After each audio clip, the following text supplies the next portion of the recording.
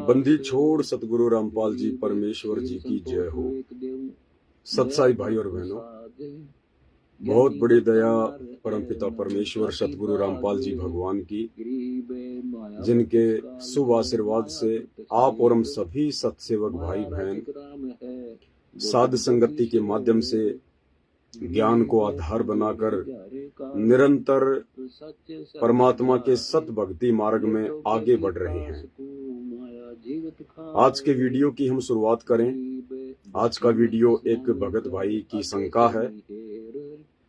उन्होंने घर पर परमात्मा का बेड भी लगा लिया है, घर पर परमात्मा का दरबार लगा लिया है, साध संगति से जुड़कर ज्ञान को आधार बना लिया है, हर प्रकार की गलतियों से बचने का पूरा प्रयास कर रहे हैं, गुरुदेव भगवान के द्वारा बताई गई प्रत्येक मर्यादा को फॉलो कर रहे हैं।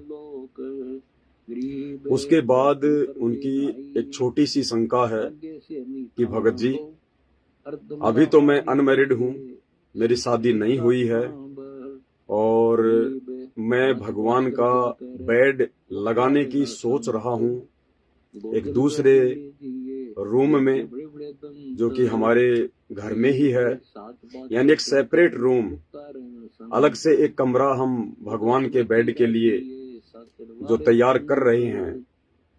और भगत जी, कल को यदि मेरी रमेणी हो गई, कल को यदि मेरी शादी हो गई, तो उसके बाद परमात्मा मेरे घर पर रहेंगे या नहीं रहेंगे? क्योंकि आपने एक वीडियो में कहा था कि जिस घर में सतगुरुदेव भगवान पूर्ण परमात्मा कबीर साहिब जी का बेड लग चुका है, उसके बाद उस घर में रजोगुण का वास नहीं होना चाहिए, पति पत्नी कर्म नहीं होना चाहिए। तो उनको ये शंका उत्पन्न हुई है। परमात्मा इस दास को निमित्त बना रहे हैं ज्ञान आधार से शंका के समाधान के लिए। भाई और बहनों, शंका समाधान के इस कार्यक्रम में हम आगे बढ़े, उससे पहले हम गुरुदेव भगवान की स्तुति करेंगे। बंदी छोड़ सतगुरु रामपाल जी परमेश्वर जी की जय हो। परम पिता परमात्मा, सारी सृष्टि के रचनहार, कुल मालिक, असंख्य ब्रह्मांडों के स्वामी, जगत गुरु, तीनों लोकों में प्रवेश करके सबका पालन पोषण करने वाले राजाधिराज, आत्माधार, नाथों के नाथ, देवों के देव महादेव, सर्वेश्वर महेश्वर, मृत्युंजय, अजरो अमर, आदि अनादि, सनातनी प्रभु, जगत पिता जगदीश्वर, श्री श्री 1008 की उपाधि के वास्तविक अधिकारी, अकाल मूरत, शब्द स्वरूपी राम, वासुदेव, सर्वगतम ब्रह्म, परम पूज्य, प्रथम पूज्य, परम संत, परम पुरुष, परम धनी, परम दयालु, सत्य कबीर, हक्का कबीर, अल्लाहु कबीर, अल्लाहु अकबर, बाखबर, अल्लाह ताला, जगत के तारणहार, जगत के मुक्तिदाता, जगत के जगन्नाथ, हारे के सहारे, हिंदुओं के राम, मुसलमानों के अल्लाह, सिखों के वाहिगुरु, ईसाइयों के मसीह, दया के सागर दयानिधि, करुणा के सागर करुणानिधि, स्वयंभू परिभू, संकट मोचन, कष्ट हरण, मंगल करण, दुख भंजन, अविगत कबीर, निर्विकार निर्विषम परमात्मा, अलय अलेख सतगुरु, आदि अनादि सतगुरु, असली मर्यादा पुरुषोत्तम, असली राम, असली कृष्ण, असली घनश्याम, असली मुरारी, राजाओं के राजा, महाराजाओं के महाराजा, शहंशाहों के शहंशाह, सम्राटों के सम्राट, भगवानों के भगवान, अल्लाहों के अल्लाह, प्रभुओं के प्रभु, मसीहाओं के मसीह, सच्चे वाहिगुरु, बाबाओं के बाबा, पीरों के पीर, सांवरसा सेठ, सेठों के सेठ, जगत सेठ, सर्वगुण संपन्न, अनंत कोटि कलाओं के स्वामी, अनंत कोटि ब्रह्मांडों के नायक, योगियों में महायोगी, ध्यानियों में महाध्यानी, सिद्धों में परम सिद्ध, ज्ञानियों में ब्रह्म ज्ञानी, तत्व ज्ञानी, महाज्ञानी, सर्वश्रेष्ठ ज्ञानी, युवा कबीर, समर्थ कबीर, असमवात अमित ओजा, सच्चे रहनुमा करीम अल्लाह, सुभान अल्लाह, दुनिया के अंतिम पैगंबर। 8 सितंबर 1951 से गांव धनाना, जिला सोनीपत, हरियाणा, भारतवर्ष की पावन भूमि पे प्रकट रियल कल की भगवान ब्रह्मा विष्णु महेश के दादाजी कबीर परमेश्वर संत शिरोमणि सतगुरु रामपाल जी परमेश्वर जी के चरण कमल में साध संगति से जुड़े हुए देश विदेश से हम सभी सत्सेवक भाई बहनों का पूज्य गुरुदेव भगवान के पावन चरण कमल में अनंत कोटि दंडवत प्रणाम। परमेश्वर हम सबको सद्बुद्धि दे, परमात्मा हम सबको मर्यादा में रखे, परमेश्वर हम सबके भाव अपने चरणों में रखे और इसी प्रकार साध संगति से जोड़कर निरंतर हमें भक्ति मार्ग पर आगे बढ़ाते रहे। सत्साई भाई और बहनों, भगत जी की शंका आप सभी भगत भाई बहनों ने सुनी है। भगत जी की शंका है कि अभी मैं अनमैरिड हूँ, अभी मेरी रमणी नहीं हुई है, साथ संगति से जुड़ा हुआ हूँ, प्रत्येक नियम मर्यादाओं को फॉलो करता हूँ और घर में अलग से परमात्मा का एक रूम में बेड लगाने की सोच रहा हूँ। मुझे डर इस बात का है कि आपके एक वीडियो में हमने सुना था कि जिस घर में रजोगुण का वास होता है, जिस घर में पति पत्नी ये कर्म होता है, उस घर में हम बेड नहीं लगा सकते, क्योंकि उस जगह पे परमात्मा पूर्ण रूप से स्थापित नहीं होते हैं। तो भगत जी को शंका है कि यदि कल को मेरी रमणी हो गई, मेरे संस्कार वश या माता पिता ने कर दी, जैसे भी है, तो उसके बाद मेरे घर पर परमात्मा विराजमान रहेंगे या नहीं रहेंगे। सत्साई भगत जी, सबसे पहली बात तो ये कि अच्छी आत्माओं की ये पहचान होती है कि अपने आत्म कल्याण के लिए वो हर प्रकार से छोटी बड़ी सावधानी रख कर चलती हैं। और जो व्यक्ति कान बोझकर पड़ा हुआ है, आंख बंद करके पड़ा हुआ है, जिनको भय नहीं है कि यदि मेरी कोई मर्यादा खंडित हो जाती है और यदि गुरुदेव भगवान मेरे से रुष्ट हो जाते हैं तो कल को मेरा क्या बनेगा, मेरी भक्ति पूर्ण होगी या नहीं होगी, सफल होगी या नहीं होगी। तो ये बहुत अच्छी बात है कि आप जी मर्यादाओं को लेकर इतने जागरूक हैं, आप इतने सजग हैं। फालतू की शंकाएं भी नहीं करनी चाहिए, छोटी छोटी शंकाओं को लेकर भी एक दूसरे भगत भाई बहनों को परेशान नहीं करना चाहिए, क्योंकि परमात्मा ने हमें जो अनमोल तत्व ज्ञान दिया है, दुनिया का सर्वश्रेष्ठ जो ज्ञान दिया है, इस ज्ञान के सहारे तो हम दुनिया की बड़ी से बड़ी शंका का समाधान खुद ही निकाल सकते हैं। इसलिए यदि छोटी छोटी शंकाओं का आप स्वयं समाधान कर सकते हैं तो परमेश्वर को दंडवत करके, मालिक से प्रार्थना करके, परमात्मा से बुद्धि की भीख मांगते हुए हमने स्वयं भी थोड़ा गुरुदेव के सत्संगों पर चिंतन मनन करना चाहिए, विचार करना चाहिए, मंथन करना चाहिए। एक बार हम इस प्रोसीजर को शुरू तो करें, गुरुदेव भगवान हमारे साथ हैं, परमात्मा आशीर्वाद देते हैं, परमेश्वर हमें सद्बुद्धि देते हैं, हम उन शंकाओं का समाधान खोज लेते हैं। बाकी जिस दिन हम ज्यादा से ज्यादा गुरुदेव भगवान के सत्संग सुनने लग जाएंगे, और सत्संग सुनने की एक प्रोसीजर है, एक विधि है परमात्मा की। गीता जी अध्याय 4 श्लोक नंबर 34 में ये ब्रह्म काल की तरह श्री कृष्ण जी के शरीर में प्रवेश करके अर्जुन को कह रहा है, जब उसने कहा कि भाई अगर तुझे पूर्ण मोक्ष चाहिए तो किसी तत्वदर्शी संत की शरण में चला जा। और उसके बाद अर्जुन ने पूछा कि भगवान वो तत्वदर्शी संत कौन है, कैसा है, कहाँ मिलेगा, कैसे मुझे उनसे ज्ञान प्राप्त होगा। तो ब्रह्म ने कहा कि गीता जी अध्याय 4 श्लोक नंबर 34 में कि अगर तुझे पूर्ण अध्यात्म की जानकारी चाहिए, सदा सदा के लिए जन्म मरण से मुक्ति चाहिए, उसके लिए तुझे तत्वदर्शी संत की खोज करनी पड़ेगी। उस तत्वदर्शी संत की शरण में जाकर सबसे पहले क्या करना है, निष्कपट होकर दंडवत प्रणाम कर, उसको दंडवत प्रणाम कर अपने मन से सभी विषय विकारों को, छल कपट को त्याग कर दे और उनसे तत्व ज्ञान का उपदेश प्राप्त करने की प्रार्थना कर। उसके बाद वो तत्वदर्शी संत, वो ज्ञानी महात्मा तुझे उस तत्व ज्ञान का उपदेश करेंगे। आप और हम सभी भगत भाई बहनों के लिए, जो भाई बहन सतगुरु रामपाल जी भगवान से उपदेश प्राप्त हैं, उन सब के लिए ये गीता जी अध्याय 4 श्लोक नंबर 34 एक शिक्षा है, एक जानकारी परमात्मा ने हमें दी है।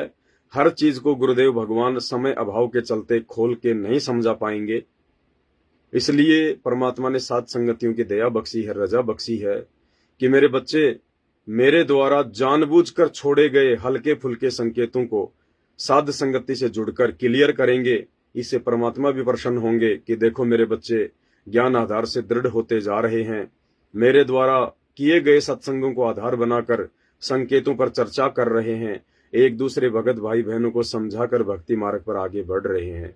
हमारा बाप बहुत ज्यादा प्रसन्न होता है, खुश होता है हमारी इस प्रकार की इन क्रियाओं को देखकर। तो गीता जी अध्याय 4 श्लोक 34 में परमात्मा ने हमें यही संकेत किया है, यही समझाया है कि जब भी हम अपने गुरुदेव भगवान के सत्संग सुनने के लिए बैठें तो हम सबसे पहले अपने गुरुदेव भगवान को दंडवत प्रणाम अवश्य करें। एक दंडवत प्रणाम अपने गुरुदेव को अवश्य करें। दंडवत प्रणाम की वही प्रोसीजर है, जो भी आपको मंत्र मिला हुआ है, प्रथम मंत्र या दूसरा मंत्र, वो आपने एक जाप करना है, उसके बाद खुली आंखों से गुरुदेव का दर्शन करना है। और यदि आप सत्संग सुनने के लिए बैठ रहे हैं तो परमेश्वर से ये अरदास करनी है कि हे गुरुदेव भगवान, हे परमात्मा, दास को सद्बुद्धि बख्शना परमात्मा, आपकी ये अनमोल तत्व ज्ञान युक्त सत्संग जिसको ब्रह्मा विष्णु महेश भी नहीं समझ पाए परमेश्वर, इस पृथ्वी की 7.5 अरब की जनसंख्या है परमात्मा, वो लोग भी आपके सत्संग नहीं समझ पा रहे हैं। हे गुरुदेव, इस दास के ऊपर दया बख्शना परमात्मा, आपके ये कोड वर्ड रहस्य युक्त सत्संग आपके दास को समझ में आए। उसके बाद हम गुरुदेव भगवान का सत्संग सुनने के लिए बैठें। भाई और बहनों, यदि आप किसी यात्रा में हैं, आप ट्रेन में हैं, आप बस में हैं, या किसी ऐसी जगह बैठे हुए हैं जहां पे आप जी को सत्संग सुनने की इच्छा हो गई है, आप अपने कान में लीड लगा के सत्संग सुनना शुरू करते हैं या मोबाइल में लगाकर सत्संग सुनना शुरू करते हैं, लेकिन किसी कारणवश आप जी परमात्मा को वहां पर दंडवत नहीं कर पा रहे हैं, तो परमेश्वर के ज्ञान आधार से सत्संग सुनने से पहले आप परमात्मा को मानसिक दंडवत प्रणाम अवश्य करें। यदि आप गाड़ी चला रहे हैं, किसी ट्रेन में हैं, किसी बस में हैं, समय ज्यादा लंबा है और आपने सत्संग सुनना है, तो मोबाइल में ईयरफोन लगाने से पहले या मोबाइल से सत्संग शुरू करने से पहले गुरुदेव भगवान को आप जी मन ही मन में मानसिक दंडवत प्रणाम करें। जैसे हम लोग अपने घर पर रोजाना दंडवत प्रणाम करते हैं, ऐसे ही आप जी मानसिक तौर पर दंडवत प्रणाम करें। अपने मन में ऐसा सोचें कि जैसे सामने परमात्मा का दरबार है और मैं गुरुदेव को दंडवत करने के लिए घुटने टेक कर बैठा हुआ हूँ, परमात्मा का मंत्र जाप कर रहा हूँ और परमात्मा से सत्संग सुनकर सद्बुद्धि प्राप्त करने की अरदास कर रहा हूँ। और उसके बाद फिर आप जी परमात्मा का सत्संग सुनना शुरू करें। तो कहते हैं ये भक्ति जो है मन कर्म वचन की है, मन कर्म वचन की। चाहे आप जी शरीर से दंडवत प्रणाम करें या विशेष परिस्थितियों में आप जी मानसिक दंडवत प्रणाम करें, लाभ परमात्मा ने समान रूप से ही बताया है। तो इस प्रकार से हम परमात्मा के सत्संगों के संकेतों को समझें। भाई और बहनों, हमने तो खाली गीता जी अध्याय 4 श्लोक नंबर 34 ये सुनकर ही छोड़ दिया कि वो तो अर्जुन को उपदेश देने की बात कह रहे हैं, लेकिन भाई और बहनों, परमात्मा जब सत्संग करते हैं तो सबके लिए करते हैं, पूरे विश्व के लिए करते हैं। और जिन आत्माओं की जितनी बुद्धि होती है उसी हिसाब से आत्माएं अपने गुरुदेव के सत्संग का अर्थ निकाल लेती हैं, मतलब निकाल लेती हैं। तो हमने बहुत सोच समझकर इस ज्ञान मार्ग पर ज्ञान को आधार बनाकर ही आगे बढ़ना है। तो भाई और बहनों, अब हम अपने भगत भाई बहन की शंकाओं पे चलते हैं। तो भगत जी ने जो शंका व्यक्त की है उस आधार से ज्ञान आधार यही कहता है कि यदि हमने परमात्मा की प्राप्ति करनी है, और परमात्मा की प्राप्ति क्या होती है? परमात्मा की प्राप्ति मात्र यही नहीं है कि आपको परमात्मा की जानकारी हो गई है, आपको गुरुदेव भगवान से नाम उपदेश प्राप्त हो गया है, आप गुरुदेव भगवान के सत्संग सुनने लग गए हैं, आपको पता चल गया है कि मेरे गुरु ही परमात्मा है, मेरे गुरुदेव ही भगवान हैं, सतगुरु रामपाल जी खुद ही कबीर परमात्मा हैं, अल्लाह हैं, ईश्वर हैं, और आप उनसे मिलते भी हैं, आप उनके साथ में भी रहे हैं, लेकिन इतने मात्र से परमात्मा की प्राप्ति नहीं हो जाती है। भक्ति मार्ग में गुरुदेव भगवान ने बताया कि परमात्मा की प्राप्ति का मतलब होता है सतलोक की प्राप्ति, उस पूर्ण पद की प्राप्ति, पूर्ण मोक्ष की प्राप्ति।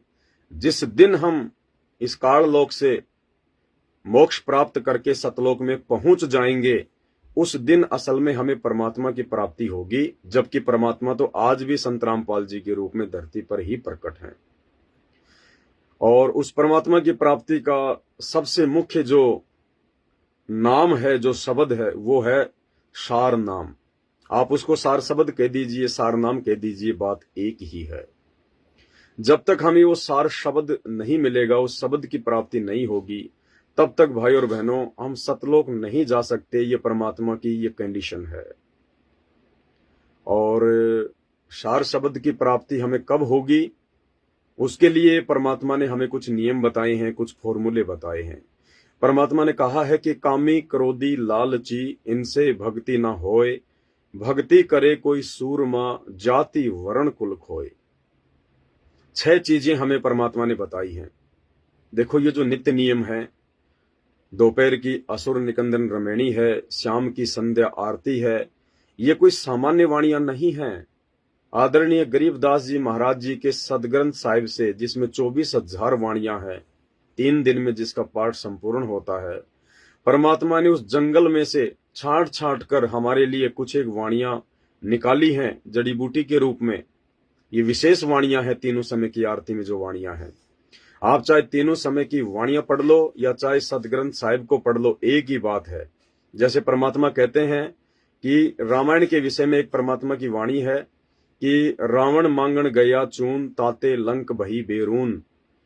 आप चाहे पूरी रामायण, जिसका 7 दिन में पाठ होता है, आप चाहे पूरी रामायण पढ़ लो 7 दिन का समय देकर, या चाहे इस वाणी को पढ़ लो, बराबर बात है।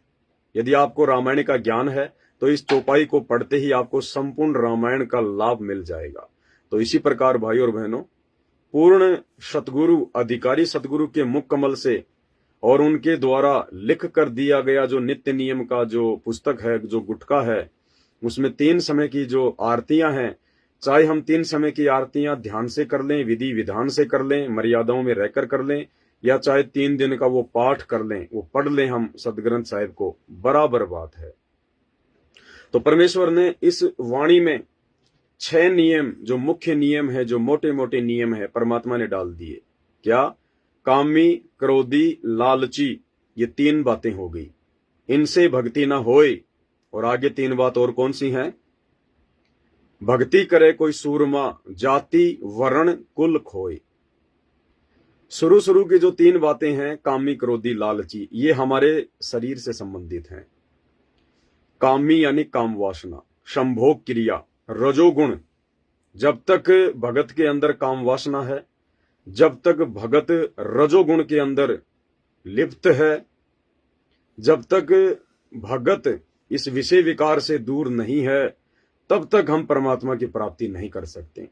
ये अलग बात है कि हम भक्ति कर रहे हैं, भक्ति पर लगे हुए हैं, लेकिन सतलोक की प्राप्ति, पूर्ण परमात्मा की प्राप्ति, पूर्णतया हमने इस रजोगुण से दूर होकर ही करनी होगी, अन्यथा हम परमात्मा की प्राप्ति नहीं कर सकते। क्योंकि ये काल के मुख्य षड्यंत्र हैं। ये 6 बातें जो इस वाणी में हैं, ये काल के मुख्य षड्यंत्र हैं। इन षड्यंत्रों को गुरुदेव के ज्ञान आधार से काटे बिना हम सतलोक की प्राप्ति नहीं कर सकते। हमें उस शब्द की प्राप्ति नहीं हो सकती, हमें सारनाम की प्राप्ति नहीं हो सकती, जब तक हम रजोगुण से दूर नहीं हो जाएंगे, जब तक हम विषय वासना से दूर नहीं हो जाएंगे, जब तक हम इस पति पत्नी वाले कुकर्म से दूर नहीं हो जाएंगे, तब तक हमें वो सार शब्द की प्राप्ति नहीं हो सकती। भले ही परमात्मा आपका मन रखने के लिए आपको सारनाम दे दे, सार शब्द दे दे, कोई भी मंत्र दे दे सारनाम के नाम पर, लेकिन असल में सतलोक की प्राप्ति तो परमात्मा की इन अमर वाणियों के अनुसार अपने आप को ढालने से ही होगी। क्योंकि भाई और बहनों, परमात्मा शुद्ध हृदय में निवास करता है, परमात्मा शुद्ध आत्मा में निवास करता है। परमेश्वर गंदी जगह पर निवास नहीं करता है। सोचने समझने की बात है, कॉमन सेंस की बात है। हम कुत्ते को सबसे ज्यादा गंदा समझते हैं। कुत्ता शब्द एक ऐसा शब्द है जो गुस्से के समय, जो क्रोध के समय या लड़ाई झगड़े के समय सामने वाले को संबोधित किया जाता है। कुत्ता यानी एक गाली है, किसी व्यक्ति को नीचा दिखाने के लिए कुत्ते शब्द का यूज किया जाता है। तो भाई और बहनों, वो जो कुत्ता है, हकीकत में रियल लाइफ में वो कुत्ता भी गंदी जगह पर बैठना पसंद नहीं करता है। यानी वो गंदे से गंदा जानवर भी गंदी जगह पर बैठना पसंद नहीं करता है। वो भी अपनी पूंछ से जगह को साफ करता है, उसके बाद वो बैठता है। तो भाई और बहनों, परमात्मा क्या चीज है? परमात्मा क्या वस्तु है? परमात्मा इस सृष्टि की सबसे सुंदर वस्तु है। परमात्मा इस सृष्टि की सबसे पाक और पवित्र चीज है। तो वो परमात्मा, वो अल्लाह, वो ईश्वर कैसे हमारे इस गंदे शरीर में बैठ जाएगा? कैसे हमारी इस मलिन आत्मा में बैठ जाएगा? नहीं बैठ सकता। बहुत सारी बातें भाई और बहनों, जब ज्ञान आधार से आगे बढ़ेंगे तब हमें पता चलेगा असल में सार नाम क्या है, असल में सार शब्द क्या है। असल में सार नाम आपका गुरु है। असल में सार शब्द आपका गुरु है। और सार शब्द की प्राप्ति क्या है? ये जो लोग आश्रमों में जा जाकर रोहतक में, धनाना में जो मूर्ख बन रहे हैं, इनको जो बुलाया जाता है 21-21 हजार रुपए के पाठ के लिए कि सार नाम लोग लेंगे, सार शब्द लोग लेंगे तो 21 हजार रुपए का पाठ करवाएंगे, चाहे वो नगद दें चाहे वो किस्तों में दें। ये सार नाम नहीं है, ये सार शब्द नहीं है, ये तो मीठी गोली है। असल में सार नाम आपका गुरु है। असली सार शब्द आपका गुरु है, क्योंकि आपके गुरु का आप और हमारी तरह शरीर नहीं है, हाड़ मांस का शरीर नहीं है। परमात्मा कहते हैं, हाड़ चाम लहू ना मेरे, कोई जाने सतनाम उपासी, तारण तरण अभय पददाता, मैं हूं कबीर अविनाशी। परमात्मा कहते हैं, जिन आत्माओं को जिस दिन ये बात समझ में आ गई कि आपका गुरु आपके जैसा दो कोड़ी का जीव नहीं है, इंसान नहीं है, मां के गर्भ से जन्म लेकर आया हुआ 21 ब्रह्मांड का सामान्य प्राणी नहीं है, वो तेज पुंज की देह है उनकी, नूरी अंग है उनके, उस दिन आप सार नाम के लायक बनेंगे, आप सार शब्द के लायक बनेंगे। और जिस दिन आपको इतना ज्ञान हो जाएगा, उस दिन आप अपनी जी जान लगा देंगे, तन मन धन से परमात्मा प्राप्ति के लिए आगे बढ़ेंगे। आप विषय विकारों से दूर हो जाएंगे, संभोग क्रिया से दूर हो जाएंगे। और जिस दिन आप संभोग क्रिया से दूर हो जाओगे, आप लोभ लालच से दूर हो जाओगे। कामी क्रोधी लालची, लालच यानी अपना स्वार्थ जो है वो काल के जीवों का जो है वो गुण है। तो जिस दिन हम अपने स्वार्थों से दूर हो जाएंगे, लोगों को ठगना जो है बंद कर देंगे, लोगों को धोखा देना बंद कर देंगे, चंद पैसों के लिए रिश्वत लेना, मिलावट करना, झूठ बोलना, ठगी करना बंद कर देंगे। और क्रोध, जिस दिन हम लोग छोटी छोटी बातों पे गुस्सा करना बंद कर देंगे, लड़ाई झगड़े करना बंद कर देंगे, हमारे अंदर भी जो है वो क्रोध उत्पन्न नहीं होगा। सामने वाला कोई हमें भगत है या जगत है, बुरा भला कह रहा है, गालियां दे रहा है या मारपीट भी कर रहा है या हमारे गुरुदेव के बारे में कुछ बोल रहा है, तो ज्ञान आधार से यदि हमारे अंदर उसके प्रति कोई द्वेष उत्पन्न नहीं हो रहा है, हमारे अंदर कोई बदले की भावना उत्पन्न नहीं हो रही है, जरा सा भी क्रोध या गुस्सा हमारे अंदर पैदा नहीं हो रहा है, उस दिन ये सतगुरु, उस दिन ये परमात्मा, ये अल्लाहू अकबर हमारे हृदय में बैठेगा। हमारे हृदय में बैठ जाएगा ये परमात्मा, हमारे मन मंदिर में बैठ जाएगा ये परमात्मा, हमारे शरीर में बैठ जाएगा सतगुरु। और कहते हैं, जिस दिन ये सतगुरु हमारे घट में बैठ गया, घट ही में गंगा, घट ही में जमुना, घट ही में है जो है, घट ही में गंगा, घट ही में यमुना, घट ही में है जगदीश, सतगुरु तारेंगे। तो जिस दिन सतगुरु रामपाल जी भगवान को आपने इन समस्त विषय विकारों से, कुकर्मों से, काम क्रोध लालच से दूर हटकर ज्ञान को आधार बनाकर अपना तन मन धन कर्म, मन कर्म वचन से सब कुछ इनके चरणों में न्योछावर करके आप इनके प्रति समर्पित हो जाओगे, उस दिन सतगुरु आपके घट में बैठ जाएंगे, आपके हृदय में समा जाएंगे परमात्मा। और उस दिन समझ लेना आपको असली सार नाम मिल गया, आपको असली सार शब्द मिल गया।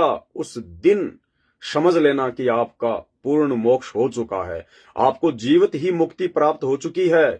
परमात्मा कहते हैं कि यो गुरु ज्ञान विज्ञान वाणी, जीवित ही जग में मरो।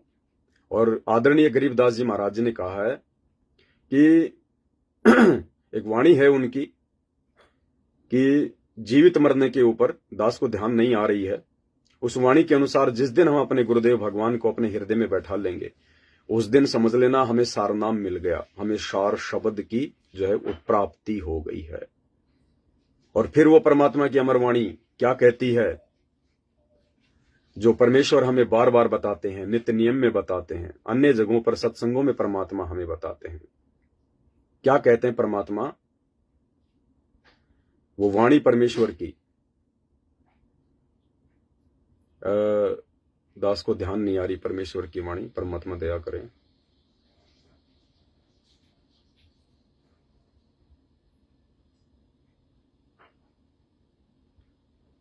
एक वाणी है जिसमें परमात्मा कहते हैं,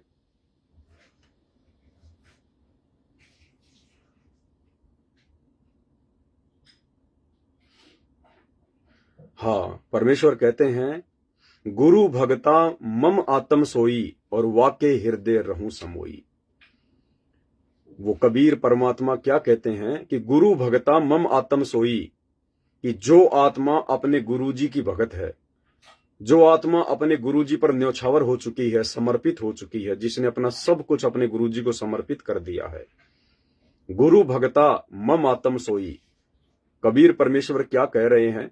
हालांकि वो कबीर भगवान भी सतगुरु रामपाल जी स्वयं ही हैं, लेकिन आप और हम आत्माओं के भक्ति पर भाव बनाने के लिए अपने आप को वो थोड़ा सा साइड में रखते हुए हम समझा रहे हैं कि वो कबीर भगवान क्या कह रहा है, कब हम उस कबीर भगवान को प्राप्त करेंगे, कैसे हम उस कबीर भगवान के दिल में जगह बनाएंगे, कैसे हमारा मोक्ष होगा। तो उस कबीर भगवान ने क्या बताया? गुरु भगता यानी गुरु जी का भगत मम आत्म सोई, मेरी असली आत्मा है। कबीर भगवान कह रहे हैं कि जब आपको कोई सतगुरु, पूर्ण सतगुरु, तत्वदर्शी संत धरती पर आकर ज्ञान दे, तत्व ज्ञान दे और आपकी समझ में आ जाए, और यदि जिस दिन तुम उस गुरु के पक्के भगत बन जाओगे और जिस दिन वो गुरु देख लेगा कि ये मेरे ऊपर समर्पित हैं, तन मन धन से, समस्त विषय विकारों से दूर हो चुके हैं, उस दिन वो गुरु आपके हृदय में बैठ जाएगा। तो वाणी क्या कहती है? गुरु भगता मम आत्म सोई, जो गुरु जी का भगत है वो मेरी असली आत्मा है, और वाके हृदय में रहूं समोई। कबीर जी कह रहे हैं कि उसी भगत के हृदय में मैं विराजमान होऊंगा, मैं प्रकट होऊंगा, जो अपने गुरु जी का पक्का भगत होगा। और गुरु जी का पक्का भगत कौन होगा?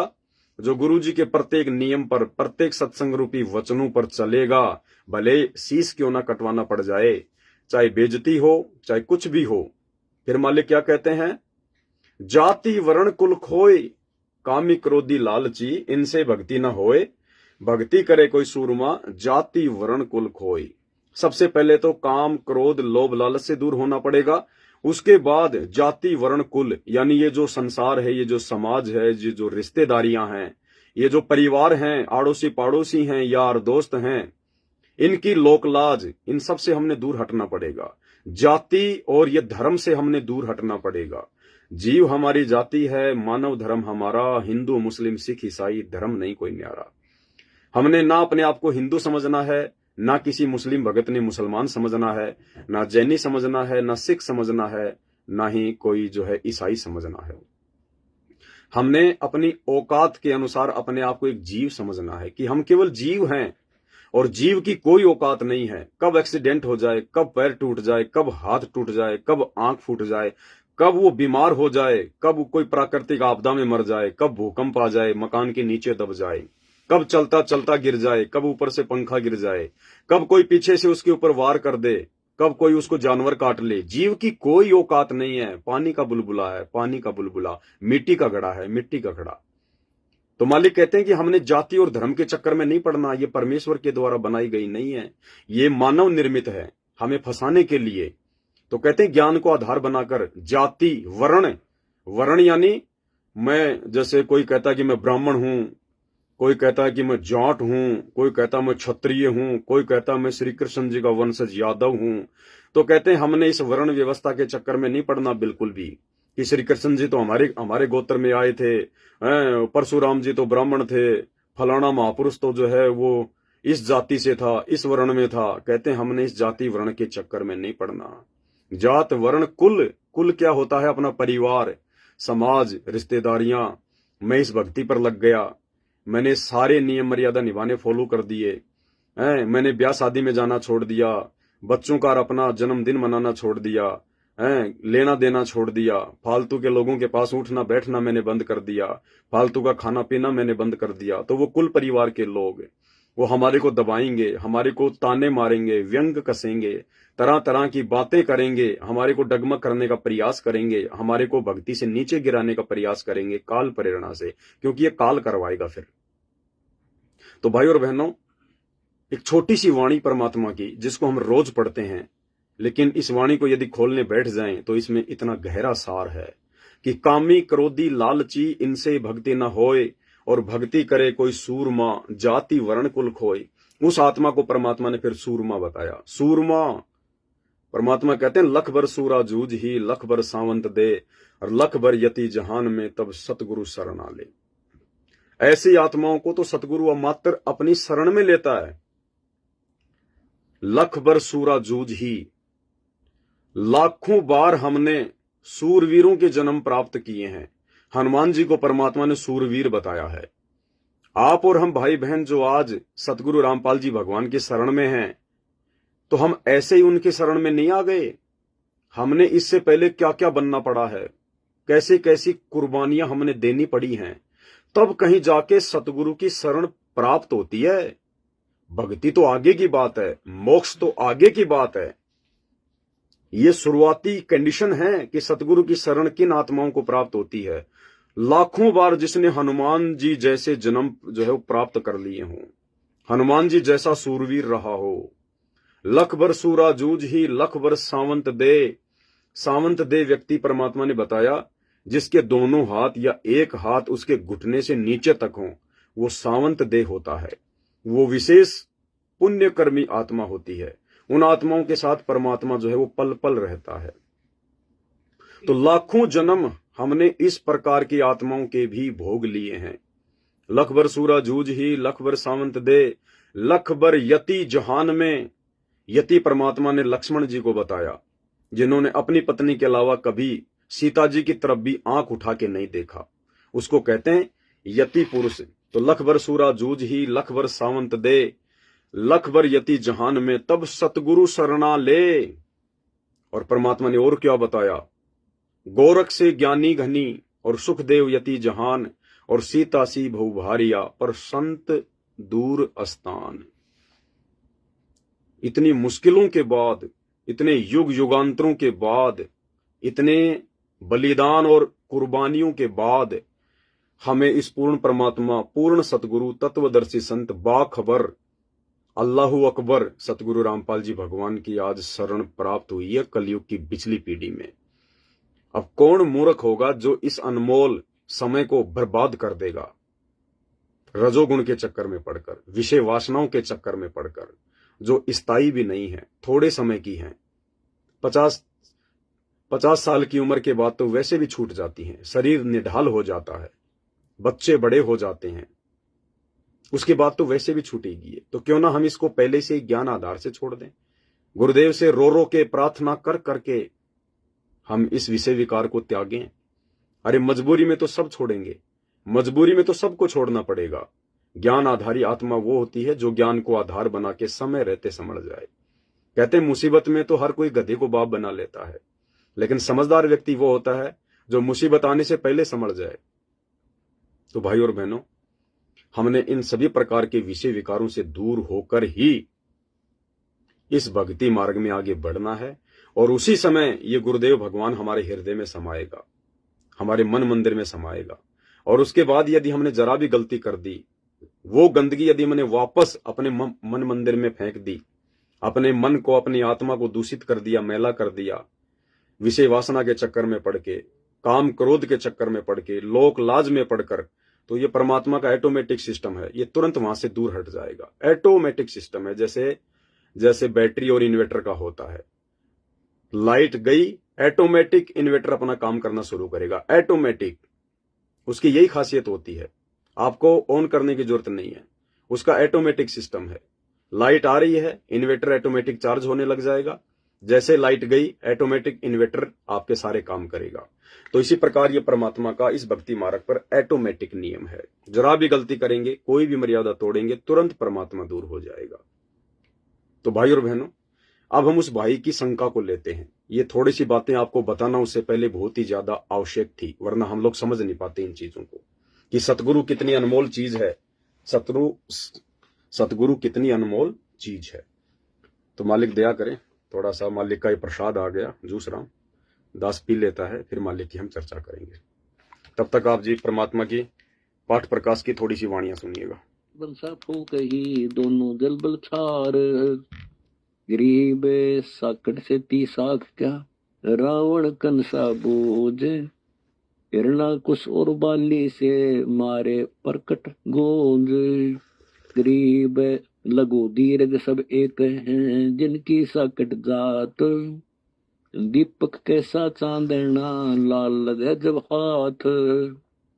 गरीब चतुराई चूल्हे पड़ो, चारों वेद बिटम्बे, साकट सगाना बैठियो, आको लगे न अम्ब। गरीब साकट चारों वेद हैं, साकट द्वादश पंथ, साकट पंडित पीर हैं, यही यम के दंत। गरीब प्रथम तो दस नामी है, सन्यासी भगवान, दारू बकरे खात हैं, निस्वास्त्र सुरापान। गरीब चार संप्रदा देख ले, 52 द्वार हो जाए, और भांग तमाकू खाते हैं, पत्थर कंठ लगाए। गरीब आदि योग को नहीं बूझेगी, सर्प पिटारे गाल, फूंबी नाद बजावेगी, या सकट की चाल। गरीब क्या ये संतों के पंथ हैं, जिन टुकड़े पानी की चाह है, जिन ये पंथ चलाइया, वे तो अगम अथाह है।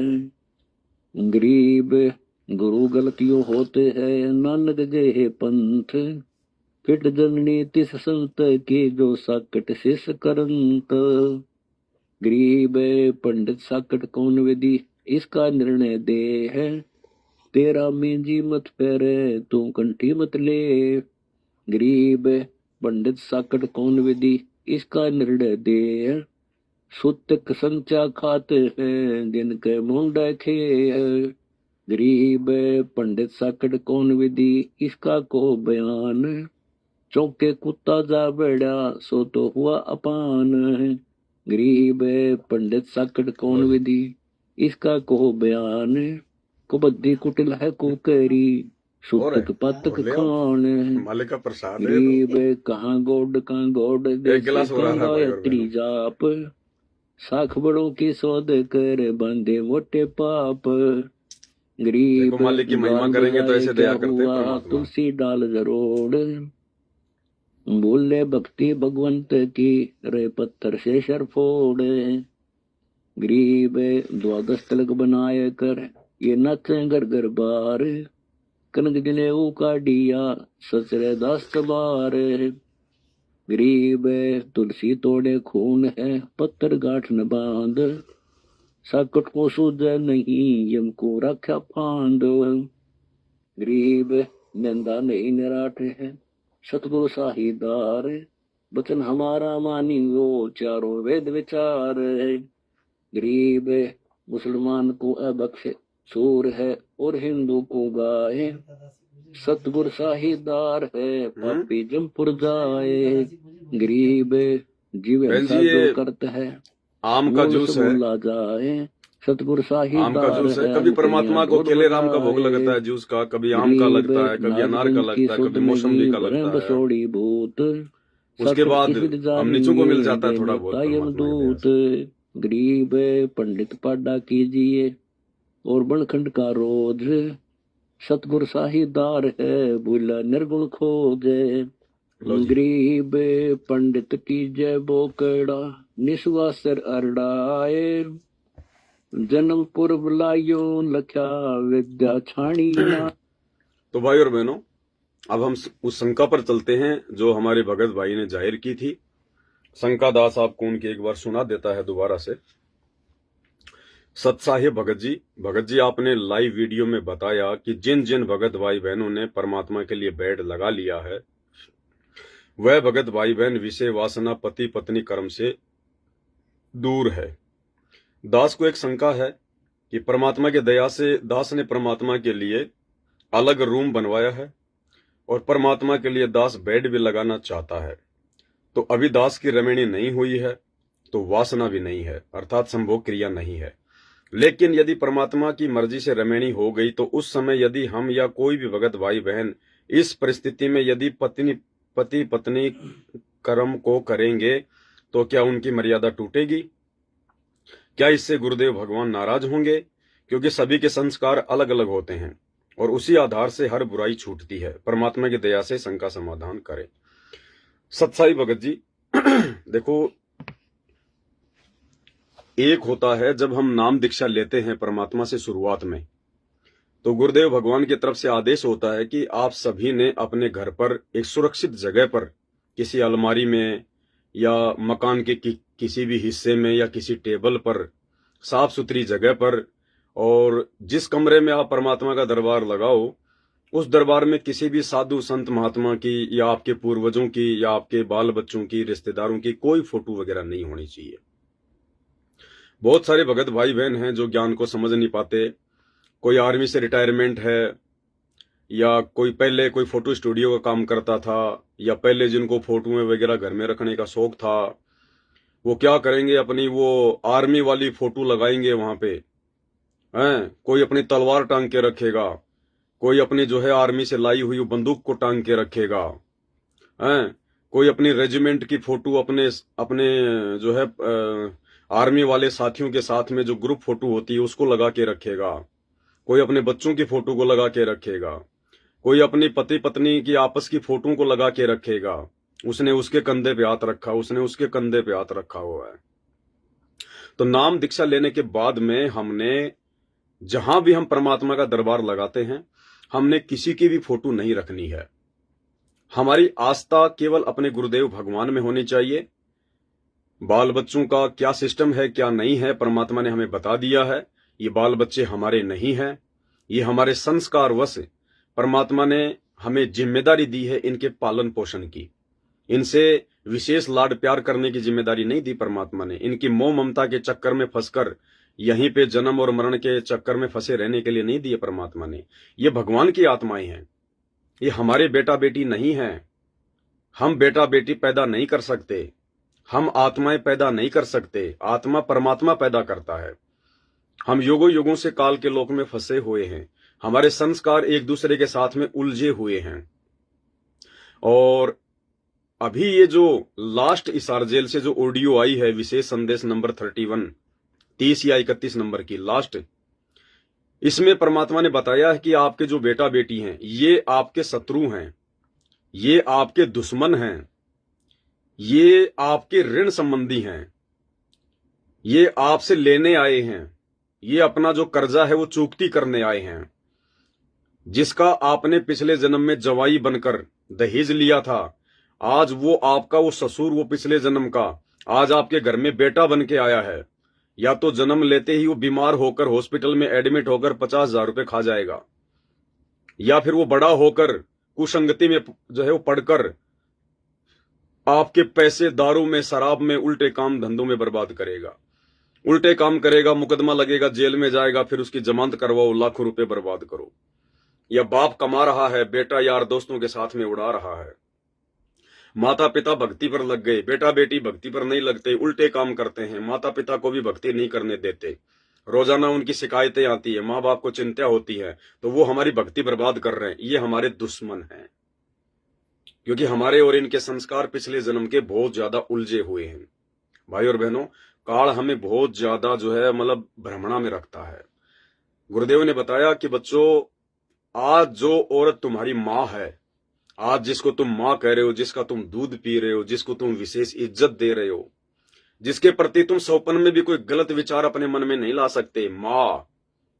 और गुरुदेव ने बताया कि बेटा हकीकत यह है कि वो तेरी माँ जो आज तेरी माँ है, ना जाने इस काल ने कितने जन्म उस तेरी माँ को तेरी जो है पत्नी बना दिया, कितने जन्मों में वही तेरी माँ जो आज तेरी माँ है, वो आत्मा कितने जन्मों में तेरी वो पत्नी रही है।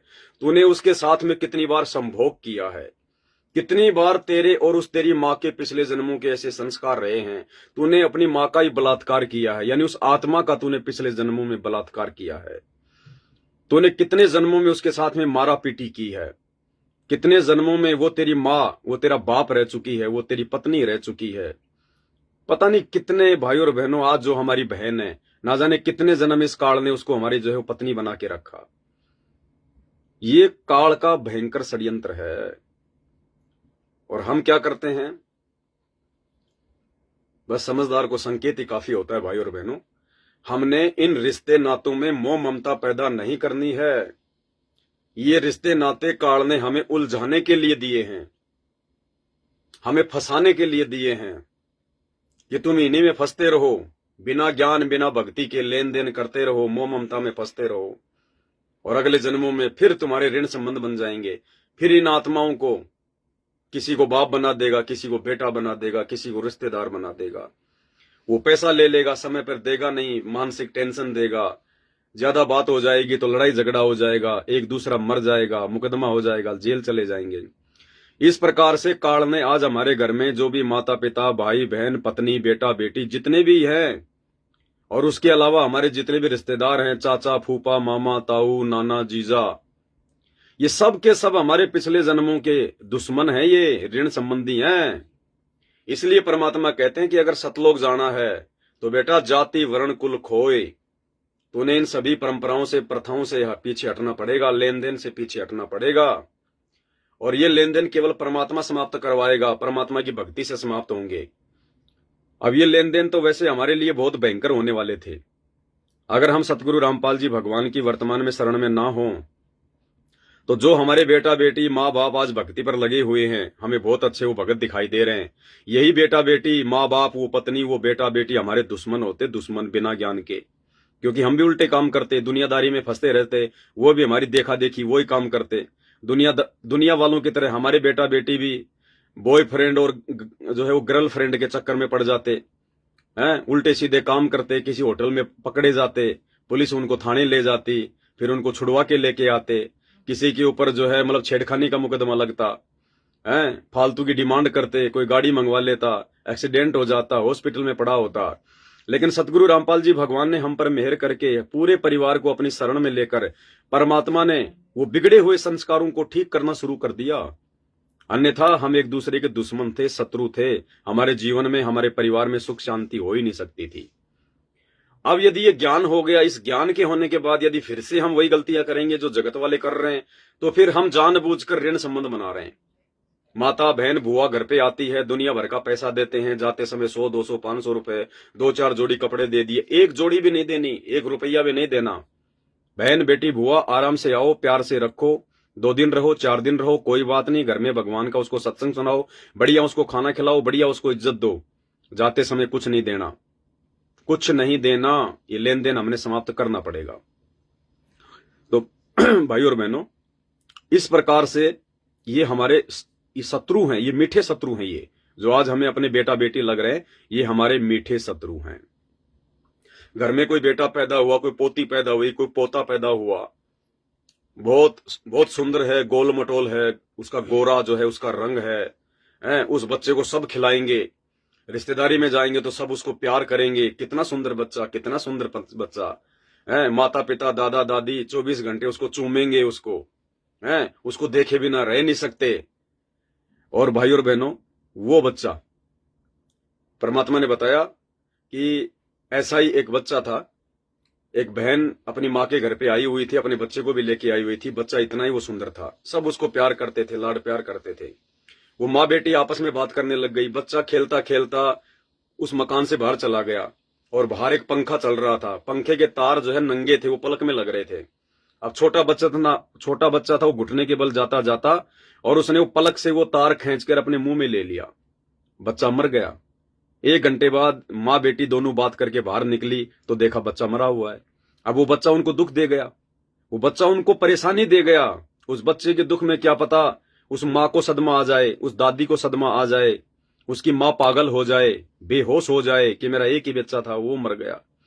तो दे गया दुख, दे गया परेशानी। वो बच्चा अपना बदला पूरा कर गया, वो आपको दुख दे गया, परेशानी दे गया, आपको हॉस्पिटल में एडमिट करवा गया मरते मरते, क्योंकि आपने भी पिछले जन्म में उसके साथ में इसी प्रकार की कुछ घटनाएं की हुई है। तो भाई और बहनों, यहां कोई सुंदर नहीं है, कोई अच्छा नहीं है, कोई गोल मटोल नहीं है। अगर आज इस गोल मटोल के चक्कर में, सुंदरता के चक्कर में बाहर नहीं निकले, विशेष मोह ममता से बाहर नहीं निकले, तो अगले जन्म में ये काल हमें ऋण संबंधों में बांध के गोल मटोल बना देगा। गोल मटोल बिना पैंदे की लोटे की तरह घूमते रहेंगे, डोलते रहेंगे, फिर यहीं 84 में चक्कर काटते हुए। तो इस प्रकार से हमने इन रिश्ते नातों को भी जो है डाउन करना है।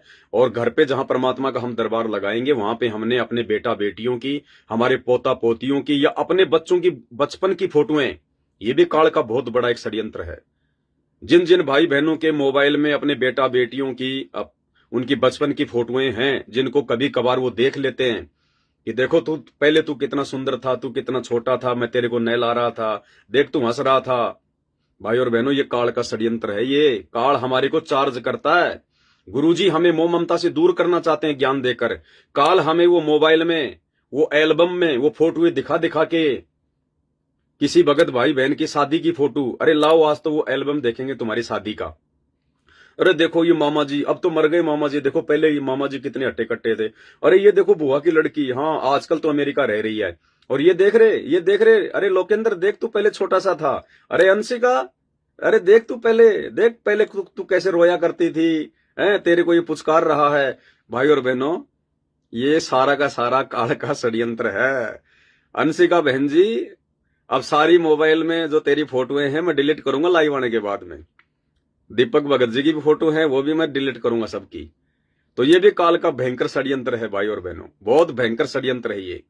परमात्मा हमें इन चीजों को भुलाना चाहते हैं, और ये काल हमें उन चीजों के माध्यम से रिचार्ज करता है, वापस मोह ममता हमारे अंदर भरेगा। तो ये भी काल का भयंकर षड्यंत्र है। इसलिए जिस भी सत्सेवक भाई बहनों के घरों में उनके शादी विवाह का कोई एल्बम है, कोई डीवीडी है, कोई सीडी है, कोई कैसेट है, उनके ब्याह की, उनकी शादी की, भाई और बहनों आग लगा दो उन फोटोओं को, उस एल्बम को आग लगा दो। यदि आपको परमात्मा प्राप्ति करनी है तो, सतलोक की प्राप्ति करनी है तो, उन बच्चों की फोटोओं को अपने मोबाइल से, अपने घर से फाड़ फाड़ के फेंक दो, आग लगा दो उनको। नहीं तो ये काल ठगेगा। जब तक वो चीज घर में रहेगी, कभी न कभी मोह ममता पैदा करेगा। ये भयंकर जाल है भाई और बहनों, ये अंतिम समय में हमारे को फंसाएगा। गुरुदेव ने बताया, एक समय नानक जी से किसी ने नाम दीक्षा ले ली थी और भक्ति करने लग गया, और उस व्यक्ति का लास्ट का समय आ गया। लास्ट का समय आ गया उसका, तो हुआ क्या कि जब उसका जो लड़का था वो कहने लगा जी कि मेरे बाप का तो मोक्ष हो गया होगा, वो तो आपकी शरण में था, आप तो बहुत बड़े महात्मा है, आप तो पहुंचे हुए साधु संत हैं। तो उसने कहा कि बेटा तेरे बाप का मोक्ष नहीं हुआ है। बोले जी कैसे नहीं हुआ, वो तो बड़ी आसान मौत मरा था। बोला नहीं बेटा, काल चाल खेल गया, दाव खेल गया काल। जी वो कैसे खेल गया, क्या बात हुई?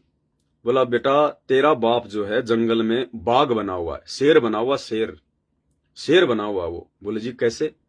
बोला जब तेरा बाप जब मरा था तो तेरे पड़ोस में जो मुसलमानों का जो घर था वहां पे मांस पक रहा था, और तेरा बाप जब मरने वाला था उसके नाक में वो मांस की महक, वो गंध, मांस जब पकता है तो एक विशेष एक महक आती है। इस काल का ही बहुत भयंकर षड्यंत्र है। बोला वो महक, वो गंध तेरे बाप की तरफ आ रही थी, जैसे कोई दूसरे घर में हलवा बनाता है तो पड़ोस में उसकी महक जाती है, ऐसे वो भाई उधर मांस पका रहे थे और उधर वो महक उसके अंदर आ रही थी, उसके नाक में आ रही थी। और मरते मरते उस भगत के मन में क्या आ गया, आहा कितनी अच्छी महक आ रही है, कितनी अच्छी महक आ रही है। ये कहते कहते उसका शरीर छूट गया। और परमात्मा कहते हैं जहां आशा तहां बासा होई, मन कर्म वचन सुमरियो सोई। तो नानक जी ने बताया कि बेटा अंतिम समय में काल ने उसको ठग लिया उस महक के माध्यम से। ये उसकी सूक्ष्म चाल होती है। तेरे बाप की जो सुरती थी, जो ध्यान था, अंतिम समय में परमात्मा में होना चाहिए था, नाम सुमरण में होना चाहिए था, सतलोक में होना चाहिए था कि मैं सतलोक जाऊंगा, मेरा समय आ गया, हे भगवान जल्दी से शरीर छुड़वा दो, मैं आपके साथ जहाज में बैठ के मैं सतलोक जाऊंगा, अपने लोक में जाऊंगा। लेकिन उसका ध्यान काल ने उस महक में डाल दिया, जो कि जो है मांस की महक थी।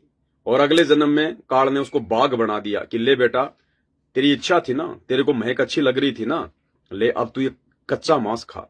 उसको शेर बना दिया, अब वो कच्चा मांस खा रहा है। तो भाई और बहनों, इस प्रकार ये काल अंतिम समय में हर प्रकार का दाव खेलेगा, चाहे बेटा बेटी का हो, चाहे रिश्तेदारों का हो, चाहे जमीन जायदाद का हो, चाहे अपने शरीर का हो, किसी भी चीज का हो, जहां काल को लगेगा कि इस चीज में अभी भी इसकी आस्था है, वो वही दाव खेलेगा।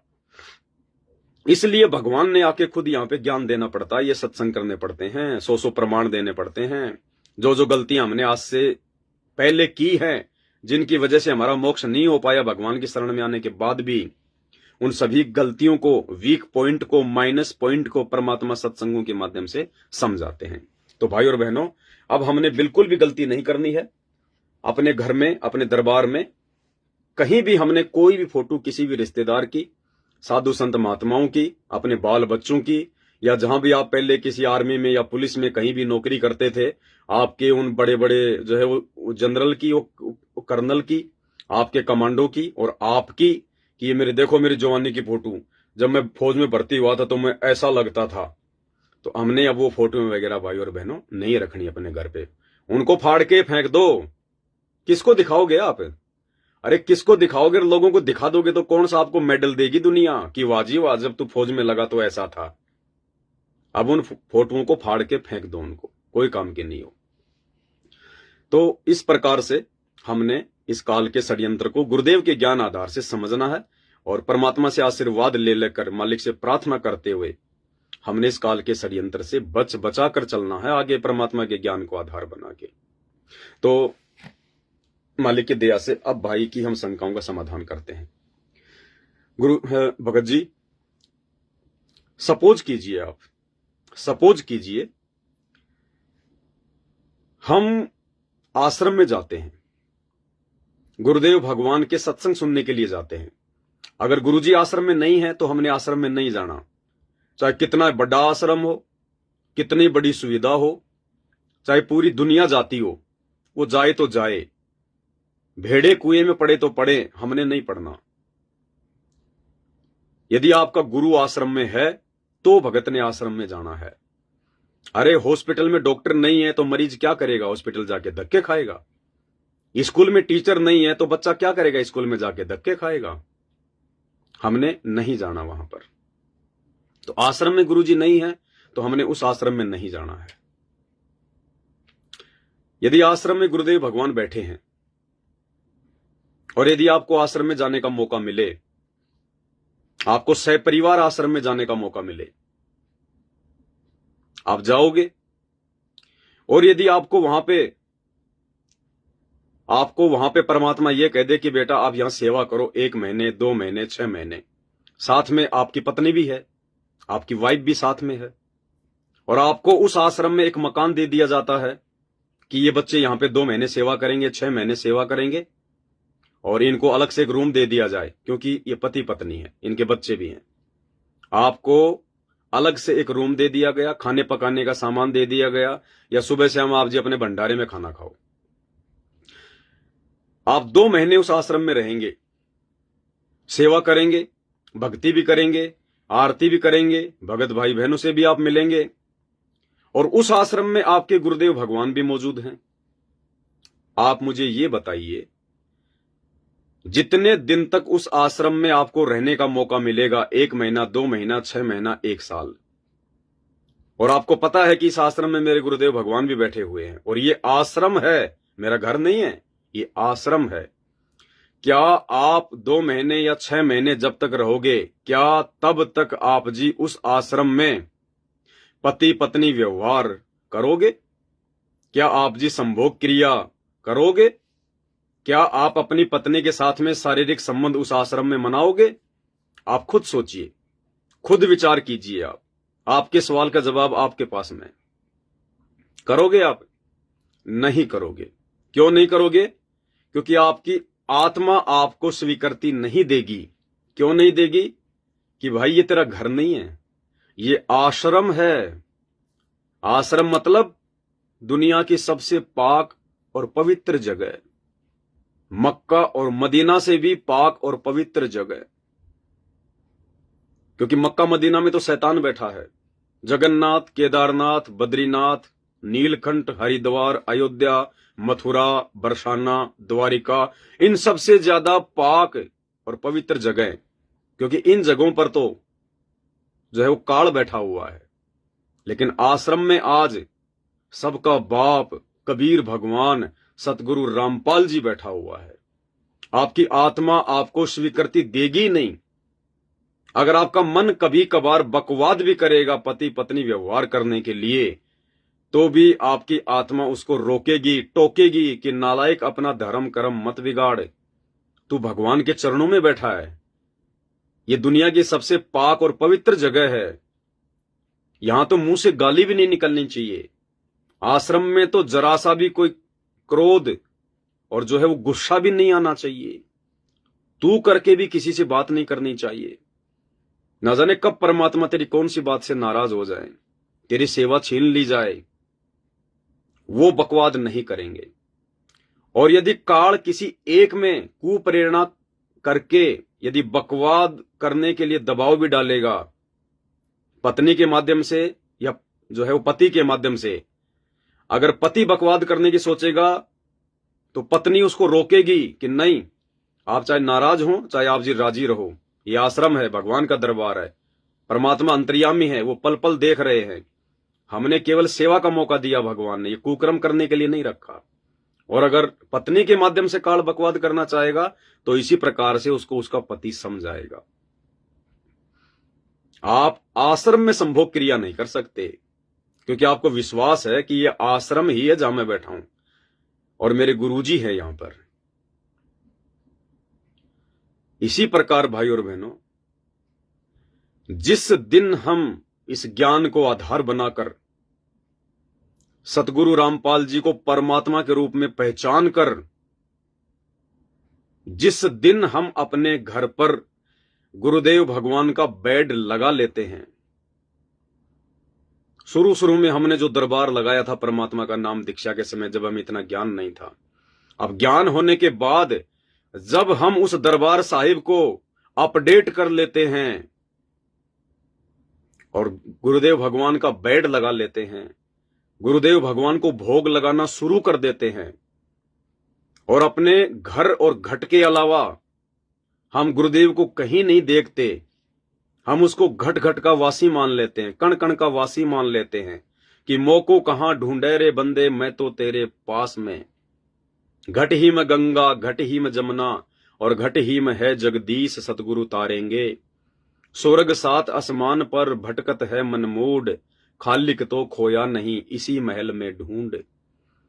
जिस दिन हम इस बात को स्वीकार कर लेंगे, मान लेंगे कि मेरे घर पर बेड लग चुका है, और बेड लगने का मतलब है मेरे घर पर परमात्मा प्रकट हो चुके हैं, क्योंकि मैं हर प्रकार के विषय विकारों से दूर हो चुका हूं, संभोग क्रिया से दूर हो चुका हूं, या फिलहाल मैं दूर हूं, तो उसके बाद भगत जी उस घर में वो आत्माएं कोई भी बकवाद करने की सोच भी नहीं सकती, सोच भी नहीं सकती।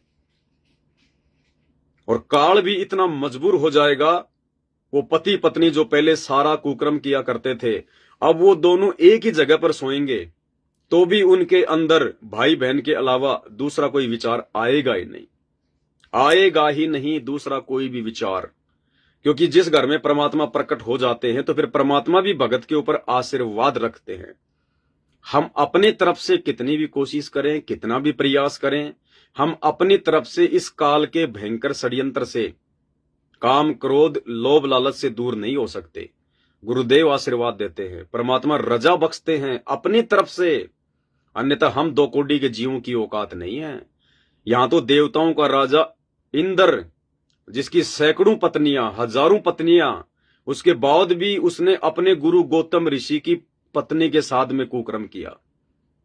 श्री विष्णु जी, उसकी खुद की अनेकों पत्नियां, लक्ष्मी उसकी पत्नी, उसके बावजूद भी उसने शंखचूड़ राक्षस की पत्नी तुलसी के साथ में कुकर्म किया, मुंह काला किया। श्री कृष्ण जी ने कुब्जा के साथ में मुंह काला किया। श्री शंकर जी ने मोहिनी के साथ में मुंह काला किया। श्री ब्रह्मा जी ने अपनी बेटी सरस्वती के साथ में मुंह काला किया। भाई और बहनों, फिर बाकी 33 करोड़ देवी देवता कौन सी कमी छोड़ने वाले हैं? तो ये तो गुरु जी के आशीर्वाद से संभव हो सकता है। उन देवताओं की तुलना में तो हम ऊंट के मुंह में जीरे के बराबर भी नहीं है। जितनी सहनशीलता, जितना धैर्य, जितना विवेक उन देवी देवताओं में है, हमारे अंदर तो 0% भी नहीं होता, 0% भी। और जब वो इतनी बड़ी बड़ी गलतियां कर गए, और यदि आज गुरुजी का आशीर्वाद ना हो, गुरुजी का आशीर्वाद ना हो, तो भाई और बहनों, क्या ये 35-40 साल की उम्र में साथ संगति से जुड़कर ज्ञान को आधार बनाकर आप जी भाई बहन का रिश्ता कायम कर सकते हैं क्या? मैं कर सकता हूं क्या? कोई नहीं कर सकता। परमात्मा कहते हैं, तेरी क्या बुनियाद प्राणी, तू पेंडा पंथ पकड़वो। हम तो 2 कोटि के जीव हैं, 2 कोटि के जीव। ये जीव की बस की बात नहीं है। ये तो जिस पर परमात्मा दया बख्शे, उस काग को परमात्मा हंस बनाते हैं। वो कौवा अपनी मर्जी से हंस नहीं बन सकता। तो भाई, जब घर में बेड लग गया, आपने परमात्मा को घर में विराजमान कर लिया, और यदि आपने मान लिया, आपको विश्वास है, वो बेड आपने ज्ञान को आधार बना के लगाया है, तो फिर आपको विश्वास है कि मेरा घर नहीं, अब ये आश्रम बन चुका है, आश्रम। और मेरे घर पर मेरे परमात्मा विराजमान हो चुके हैं, सूक्ष्म रूप में, अप्रत्यक्ष रूप में। मुझे नहीं पता वो कब विश्राम कर रहे हैं, कब बैठ रहे हैं। हम तो देख नहीं पाएंगे उनको, क्योंकि हमारी दिव्य दृष्टि इतनी मजबूत है नहीं, इतनी लेवल की भक्ति हमारी हुई नहीं अभी। अब बेड लग गया, तो बेड आपने लगाया किस लिए है? अपने रिश्तेदार के लिए नहीं लगाया, अपने लिए नहीं लगाया, आपने अपने गुरु भगवान के लिए लगाया है। तो गुरु भगवान की मर्जी, वो कब विश्राम करें, कब बैठें, कब कहीं और जाएं, कब कब वो आ जाए। तो हमने ये मानना पड़ेगा कि 24 घंटे परमात्मा हमारे साथ में है, बैठे हैं, आराम कर रहे हैं, आश्रम में हैं, हमारे साथ में हैं। वो रसोई में भी आ सकते हैं, दूसरे कमरे में भी आ सकते हैं, वो बेड पर भी आ सकते हैं। फिर हमने ये विश्वास हो जाना चाहिए। और अगर देखा देखी में बेड लगाया है, तो फिर तो बात ही अलग है। फिर तो आप चाहे जो मर्जी करो, फिर तो कोई लेना देना है ही नहीं उस बात का। अब दूसरी बात, आप आश्रम में भी जा रहे हैं, अपने बाल बच्चों के साथ में जा रहे हैं, आप पति पत्नी जो है वो कर्म में भी हैं,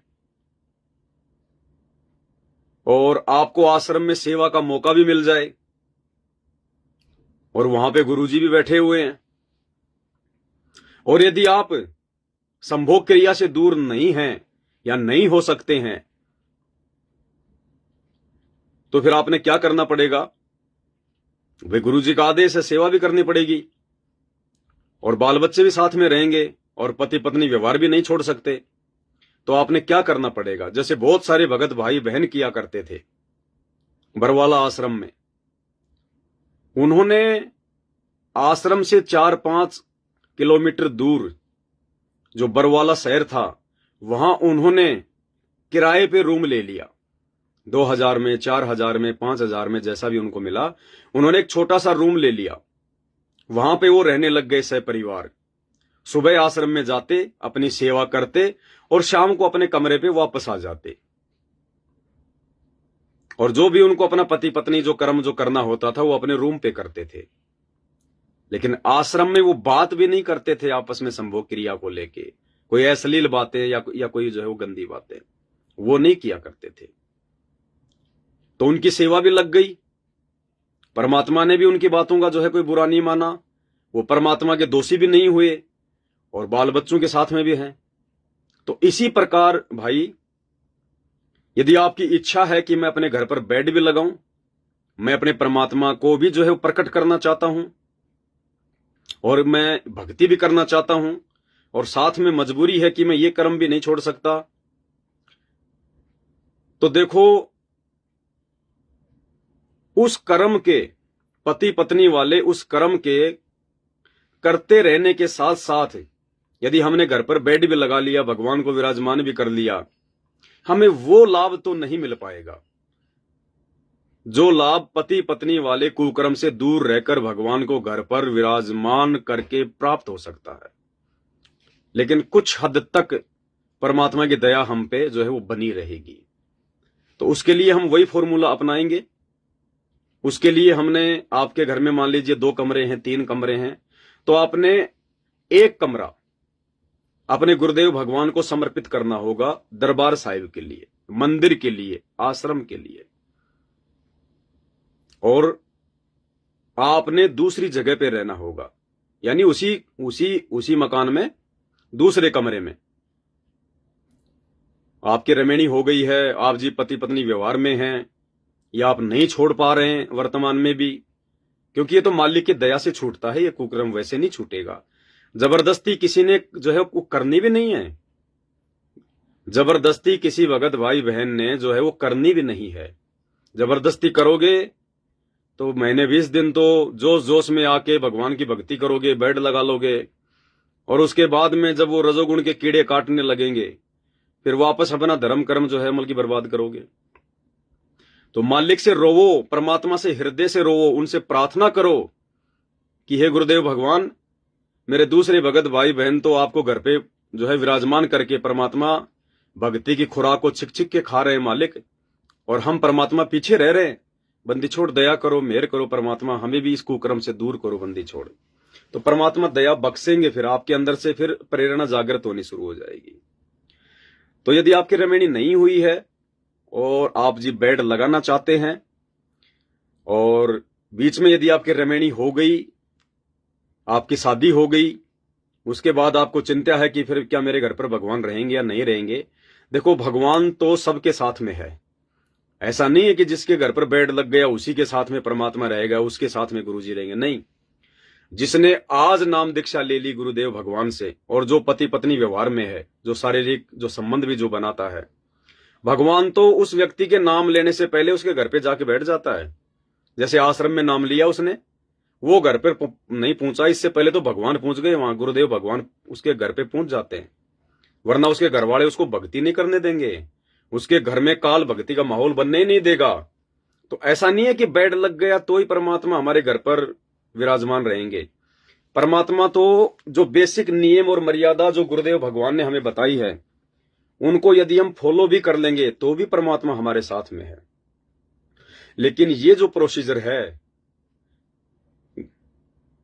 विषय भोग से, संभोग क्रियाओं से बिल्कुल दूर होकर, अपने घर पर बेड लगाकर भगवान के प्रति समर्पित होकर भक्ति करने की, ये प्रोसीजर है सार शब्द प्राप्त करने की, ये प्रोसीजर है परमात्मा को प्राप्त करने की, ये प्रोसीजर है पूर्ण मोक्ष प्राप्त करने की। क्योंकि इस क्रिया से दूर हुए बिना आप जी वो शब्द प्राप्त करने के योग्य नहीं बन सकते, चाहे 90 साल के क्यों ना हो जाओ आप। तो जिस दिन आपको पूर्ण परमात्मा की प्राप्ति करनी हो, आपका लगन, आपकी सुरती इस बात को लेकर जिस दिन दृढ़ हो जाएगी कि मुझे तो सतलोक जाना है, असंख्य जन्म हो गए मेरे को ये कुत्ता कर्म करते हुए, हमारे से तो कुत्ता अच्छा है जो कम से कम साल भर में 1 महीने ही विषय वासनाओं में रहता है। परमात्मा कहते हैं कि कबीर कुत्ता रुत में दिन 30 रह उजास, जो कुत्ता होता है वो साल भर में केवल 30 दिन ही रजोगुण में जो है वो लिप्त रहता है। कबीर कुत्ता रुत में दिन 30 रह उजास, और कामी नर कुत्ता सही 6 ऋतु 12 मास। और ये इंसान, ये तो उस कुत्ते से भी नीचे गिरे हुए हैं जो 6 ऋतु 12 मास, जो 12 के 12 महीने इस रजोगुण में ही लिप्त रहते हैं। तो भाई और बहनों, ये विकार स्पेशली हमारे ऊपर काल ने थोप दिए हैं कि हम भक्ति ना कर लें, आत्मा को शुद्ध ना कर लें। और मालिक ने बताया कि जितना ज्यादा हम अपने शरीर से मेटेरियल को बाहर निकालेंगे रजोगुण में पड़कर, उतना ही ज्यादा हम इस काल के जो है ऋणी बनते चले जाएंगे, हम इस काल के कर्जदार होते चले जाएंगे। अरे एक तरफ तो हम ब्रह्मा और सावित्री जी का नाम जाप करते हैं, जो प्रथम मंत्र हमें गुरुदेव देते हैं, एक तरफ तो हम जो है ब्रह्मा और सावित्री का नाम जाप करते हैं, और दूसरी तरफ हम जी रजोगुण में पढ़कर ब्रह्मा सावित्री का वो कर्जा अपने ऊपर चढ़ा रहे हैं। क्योंकि जब हम संभोग क्रिया करते हैं तो जो मेटेरियल हमारे शरीर से जो बाहर निकलता है, उसके निकलने से जो है परमात्मा कहते हैं कि असंख्य जीव मरते हैं, असंख्य जीव। और हम इस ब्रह्मा जी के हम लोग जो है मतलब ऋणी हैं, ऋणी। वो कर्जा हमारा उस पर चढ़ता जाता है। तो वो समझदारी थोड़ी है उस आदमी की। एक तरफ तो आप जी जो है कमा रहे हो पैसा, दूसरी तरफ आप जी उसको फालतू में फेंक देते हो। आप उसको फालतू में फेंक रहे हो और आप जी जो है कर्जदार हो रहे हो। तो आप तो मतलब मजदूरी करने की फिर तो आपकी आदत होगी कि कमाओ बर्बाद करो। यूज भी तो नहीं कर रहे। अरे हम यूज भी तो नहीं कर रहे, हम तो खाली फेंक रहे हैं।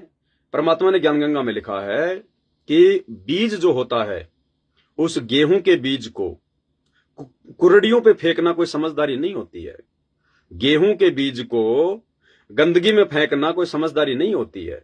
कोई मूर्ख होगा जो उस बीज को, जिस बीज से हमारे को खाने को जो है अनाज मिलेगा, हमारा जीवन चलेगा, उस बीज को हम यूं ही फेंक देंगे।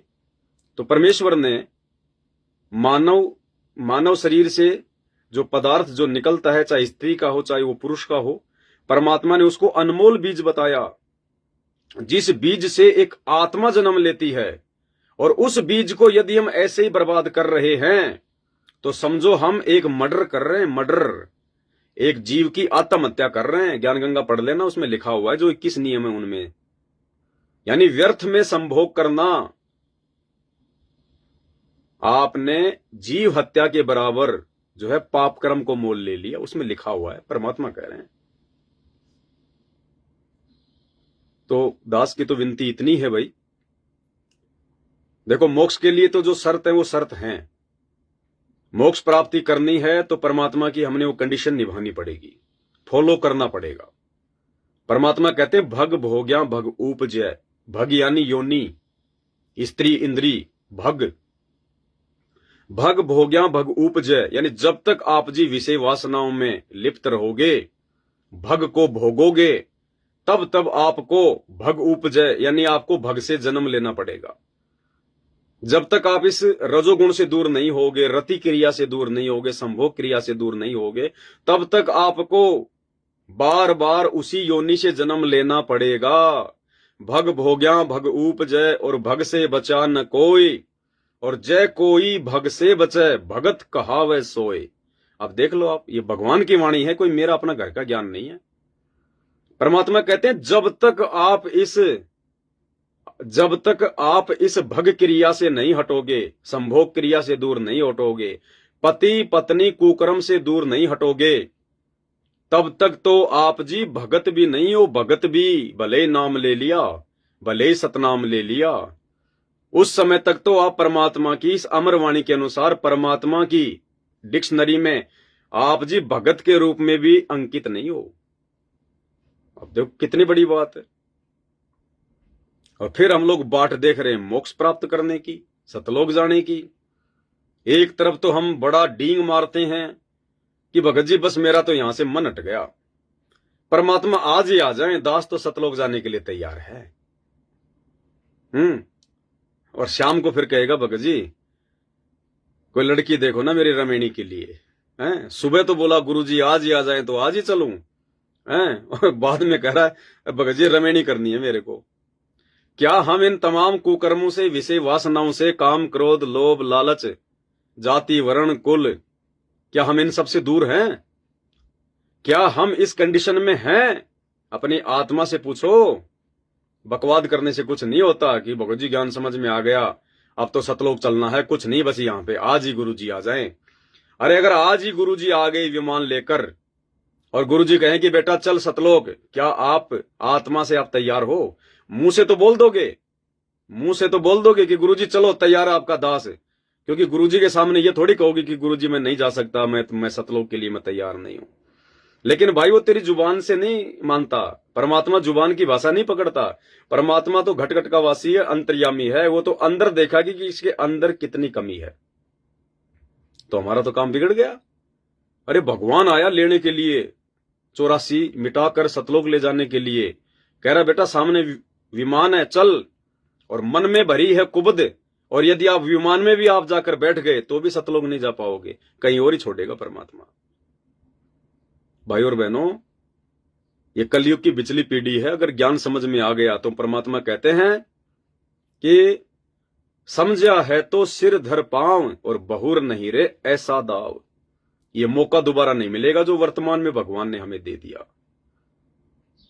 तो हमने तो बिल्कुल अब तैयार हो जाना चाहिए, तैयार कि आज गुरुजी आ जाएं, परमात्मा आज ही आपके साथ चलने को तैयार हूं। लेकिन वो यहां से देखेगा। अरे जुबान से झूठी हाँ तो भाई साहब सुपर सुदर्शन ने भी द्वापर युग में भरी थी कि परमात्मा चलो आपका दास सतलोक के लिए बिल्कुल जो है तैयार है।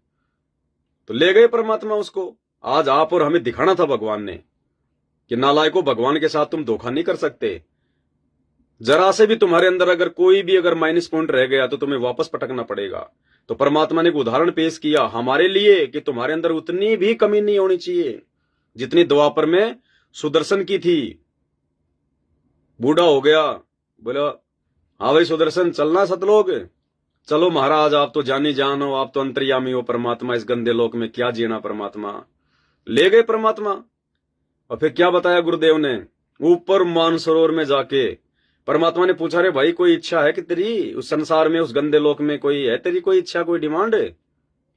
हाँ बोले परमात्मा वैसे तो आपने इतना अच्छा ज्ञान दे दिया, मालिक ऐसे गंदे लोक में किसी मूर्ख व्यक्ति की आस रहेगी? परमात्मा आपके दास में कोई आस्था नहीं है। लेकिन मालिक एक छोटी सी प्रार्थना है। मालिक ने देखा यो काम बिगाड़ दिया। और छोटी के बड़ी, एक तरफ तो कह रहा है कि कोई आस्था ही नहीं है, कोई मूर्ख होगा, और एक छोटी सी आस्था है।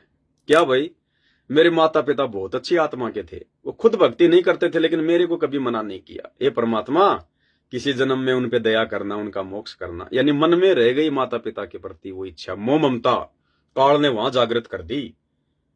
अब परमात्मा ने कहा भाई बिगाड़ दिया काम। अब उसको तो परमात्मा ने थोड़ी बोलना था कि भाई तेरा काम बिगड़ गया। उसको कहा कि ठीक है भाई कोई बात नहीं, मैं तेरे को वचन देता हूं, तेरे माता पिता को पार कर दूंगा बेटा। लेकिन वो तो थी उसके मन में, वापस परमात्मा ने पटक दिया। अभी यही चक्कर काट रहा होगा कहीं, आप और हमारे में बैठा होगा कहीं। फिर परमात्मा ने हमारे को रानी इंद्रमती का उदाहरण दिया। 80 साल की बुढ़िया हो गई, परमात्मा जाते थे सत्संग सुनाते थे। अंत में गुरुजी ने कहा कि हाँ भाई इंद्रमती चल रही है? महाराज चलो मैं तैयार हूं परमात्मा, अभी चलो मालिक। ले गए परमात्मा वही मानसरोवर पे। उदाहरण पेश करना था आप और हमारे लिए। हाँ बेटी तेरी कोई इच्छा, तेरे राजा में, तेरे राजपाट में, तेरे पोते पोतियों में? ना महाराज ये परमात्मा वो तो बहुत गंदा लोक है, वहां तो मैं देखना भी नहीं चाहूं। बेटी कोई मन में इच्छा? बोले महाराज इच्छा तो कुछ नहीं है लेकिन एक प्रार्थना है। क्या प्रार्थना है? वो मेरा राजा है ना, राजा, वो बहुत अच्छी आत्मा का था। अब देखो वो अच्छी आत्मा हो गई है, वो बहुत अच्छी आत्मा का था। हैं, उसने खुद भक्ति नहीं करी लेकिन मेरे को कभी दान पुण्य के लिए मना नहीं किया। ये भगवान कभी हैं उस पे भी दया बख्शना। मालिक ने देखा काम बिगाड़ लिया भाई, वापस पटकना पड़ा। यहीं कहीं धक्के खारी होगी। भाई और बहनों, इतनी सी भी अगर हमारी जरा सी भी इच्छा किसी भी क्रिया में, क्योंकि परमात्मा हमारी आस्था को चेक करेगा। परमात्मा हमारी आस्था को चेक करता है। परमात्मा जो है वो कारण बनाता है। जानबूझकर परमात्मा ऐसी ऐसी परिस्थितियां पैदा करता है कि देखता हूं इस बच्चे की विषय भोग में कोई इच्छा है कि नहीं है, रति क्रिया में इच्छा है कि नहीं है, इस खेत में, खलियान में, पैसे में, काम धंधे में, बाल बच्चों में, माता पिता में, रिश्तेदारों में कोई आस्था है कि नहीं है। ये रिश्तेदारियों में जो शादियां आती हैं बार बार तुम्हें जो फोर्स किया जाता है ना नाम दीक्षा लेने के बाद, क्या हो भगत जी आओ जी, हमारी तो बस ये पहली शादी है, हमारी तो आखिरी शादी है। भगत जी एक दिन में क्या है, हम आपको जो है कुछ भी नहीं कहेंगे, हम आपको ना कुछ कोई पूजा पाठ के लिए कहेंगे, आप तो खाली बैठ जाओ आके। वो परमात्मा जानबूझ के उनसे कहलवा रहा है तुम्हारी परीक्षा लेने के लिए। वो नहीं बुला रहे तुम्हें, उन्हें आवश्यकता नहीं है तुम्हारी। वो अपना खा रहे हैं कमा रहे हैं, तुम अपना खा रहे हो कमा रहे हो। लेकिन वो शादी के लिए, बहुत छुच्छक के लिए, जन्मदिन के लिए, दूसरे कोई जो है प्रोग्राम के लिए, वो रिश्तेदारों का जब फोन आता ना, और अगर आपने नाम दीक्षा ले रखी है तो विचार कर लेना, या तो वो काल जो है दबाव डाल रहा है या परमात्मा आपकी परीक्षा ले रहा है। और यदि जरा से भी आपने स्वीकृति दे दी कि चल रहे कोई बात नहीं जाके आ जाता हूं यार, जाके आने में क्या दिक्कत है, मर गया, हो गया काम। अरे जाके आने में दिक्कत क्या है बावली बूंच? तूने भीड़ में भीड़ करके तूने सहयोग कर दिया। तू कुछ भी मत खा, कुछ भी मत कर। अगर तू वहां उस दिन चला गया, जो पाखंड है, जो परंपरा है, जो कुप्रथा है, तूने भीड़ में भीड़ कर दी, तूने वहां जाकर उस परंपरा का समर्थन कर दिया। तेरे अंदर ज्ञान आधार नहीं है, तू दबाव में आ गया, तू लोक लाज में आ गया कि यार वो इतनी मेहनत कर रहा, अगर नहीं गया तो कल को फिर मेरे बारे में क्या सोचेगा। आ गया लोक लाज में। जाति वर्ण कुल खोए। भाई और बहनों, ये परमात्मा का यथार्थ ज्ञान, ये तत्व ज्ञान है बंदी छोड़ का। परमात्मा ने हल्की फुल्की जो छूट दी हुई है ना ब्याह शादी में आने की, जाने की, तो वो केवल उन आत्माओं के लिए है जो नई नई जुड़ती हैं, जिनको ज्ञान नहीं होता। अगर ज्ञान समझ में आ गया तो चाहे नया चाहे पुराना, जाना नहीं तो जाना ही नहीं। स्पष्ट कह दिया परमात्मा ने कि टलो जाने से। बहुत सोच समझ के अब हमने भगत बनना पड़ेगा। अब तुमने तो अपने रिश्तेदार को बोल दिया कि ठीक है साहब मैं आ जाऊंगा, एक रात के लिए आ जाऊंगा, और इधर से परमात्मा तुम्हारे घर पर उसी रात विमान लेके आ रहे थे कि आज रात को 12 बजे मैं मेरे बच्चे को चुपचाप सौपन के माध्यम से आत्मा को निकाल के और मैं सतलोक ले जाऊंगा आज मेरे बच्चे को, हैं? और तुमने उधर अपने रिश्तेदारों को हाँ भर दी, अपने यार दोस्तों को हाँ कर दी कि ठीक है मैं शाम को 7 बजे घर से निकल जाऊंगा साहब, और सुबह मैं जल्दी आ जाऊंगा उधर से। अब गुरुजी तो विमान लेके घर पे आ रहे हैं। आज तेरा मौका था, आज तेरे ऊपर मेहर कर रहा था परमात्मा, इस गंदे लोक से सदा सदा के लिए निकाल रहा था तेरे को। सतलोक में मना फिर शादियां, मना फिर वहां डीजे बजा, वहां बजती है वो मधुर मधुर वाणियां, संगीत, वहां है मौज मस्तियां असली। इधर भगवान आ रहा था और उसी दिन काल ने तेरे को निकाल दिया वहां से। ये होती है सूक्ष्म चाल। अब तू वहां क्या कर रहा है? नींद आएगी तेरे को 12 बजे, 12 बजे तो वहां पे डीजे बजेंगे, हैं? हट जाता पाछे ने नाचन दे जी भर के ने, वो नाचेंगे वहां। आज मेरे यार की शादी है, हैं? तेरे को नींद आएगी। भगवान तो तुझे सतलोक ले जाने के लिए आया और तू वहां पे आज मेरे यार की शादी है सुन रहा है। हट जाता हूं पाछे ने नाचन दे जी भर के। अब तू नाचता ही रहना फिर यहाँ पे जी भर के, कभी कुत्ता बन के, कभी गधा बन के, कभी सुअर बन के। फिर तेरे को कसाई जो है ना गला छोटा सा काट के हलाल करके नीचे डाल देगा, फिर नाचते रहना, फिर हैं भुगत भुगत के दम तोड़ेगा, फिर नाचते रहना फिर यहाँ पे। भाई और बहनों, ये काल की सूक्ष्म चाल है, ये ऐसे फंसाएगा हमें वो। अगर भक्ति पर हम लग गए हैं और गुरु और ज्ञान समझ में आ गया है तो भाई और बहनों हमने तो तैयार रहना कि भगवान अभी आ जाओ, चाहे ये परमात्मा इसी समय आ जाओ, बिल्कुल आपका दास आपकी दासी तैयार है, परमात्मा छिक लिए हम तो। ये ज्ञान आधार से संभव है, और ये ज्ञान आधार और ये सतगुरु भगवान की ये मेहर ये उसी समय बनेगी जब हम इन तमाम काम, क्रोध, लोभ, लालच, जाति, वर्ण, कुल, तमाम विषय विकारों से बिल्कुल अपने आत्मा से नफरत करने लगेंगे।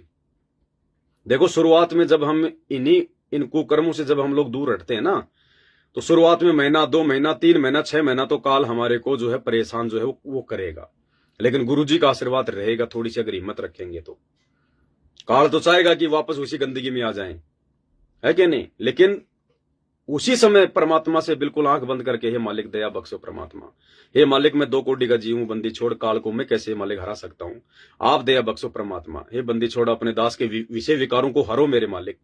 तो परमात्मा वापस आपके मन को जो है चेंज कर देगा, क्योंकि मन पे कंट्रोल तो भगवान का है, सतगुरु रामपाल जी का है। 21 ब्रह्मांड के प्राणियों का रिमोट तो इस काल के हाथ में है, और काल का रिमोट सतगुरु रामपाल जी भगवान के हाथ में है। तो जब हम सबसे बड़े राष्ट्रपति से प्रार्थना करेंगे, राजा धीराज से प्रार्थना करेंगे, तो रिमोट तो उसके हाथ में है ना, जो आपको दुखी कर रहा है, परेशान कर रहा है मन। तो इस प्रकार से भाई और बहनों हमने करना है।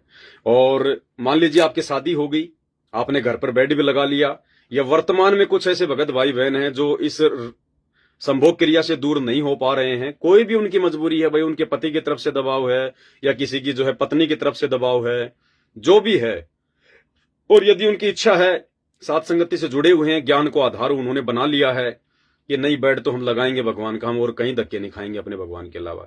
जब तक गुरुजी किसी आश्रम में नहीं आएंगे तब तक हम अपने घर पर अपने भगवान का बेड लगा के हम भक्ति करेंगे। तो उन भाई बहनों के लिए तो दास की यही प्रार्थना है। परमात्मा तो आपके साथ भी है, ऐसा नहीं है कि है नहीं परमात्मा, हम सब परमात्मा के बच्चे हैं, लेकिन हम लोग जो मतलब प्रयास तो हमें करना पड़ेगा। अंत में कोई आज कर देगा, कोई 6 महीने बाद में, कोई 2 साल बाद में। तो ऐसे भगत भाई बहनों के लिए दास की यही प्रार्थना है, ज्ञान आधार यही कहता है कि जो अभी इस संभोग क्रिया से दूर नहीं है, रजोगुण से दूर नहीं है, पति पत्नी व्यवहार से दूर नहीं है, और जिन्होंने अपने घर पर बेड लगा लिया है, तो उनसे मेरी प्रार्थना है कि कोशिश करो, सबसे पहले तो कोशिश करो कि आपका कमरा और परमात्मा का कमरा दोनों जो है वो अलग अलग हो। आप जहां सोते हैं वो कमरा अलग हो, और आपने जो परमात्मा का जो दरबार लगा लिया वो बिल्कुल कमरा बिल्कुल वो मालिक का ही होना चाहिए, उसमें दूसरा कोई कुछ नहीं। और जब भी आप उस कमरे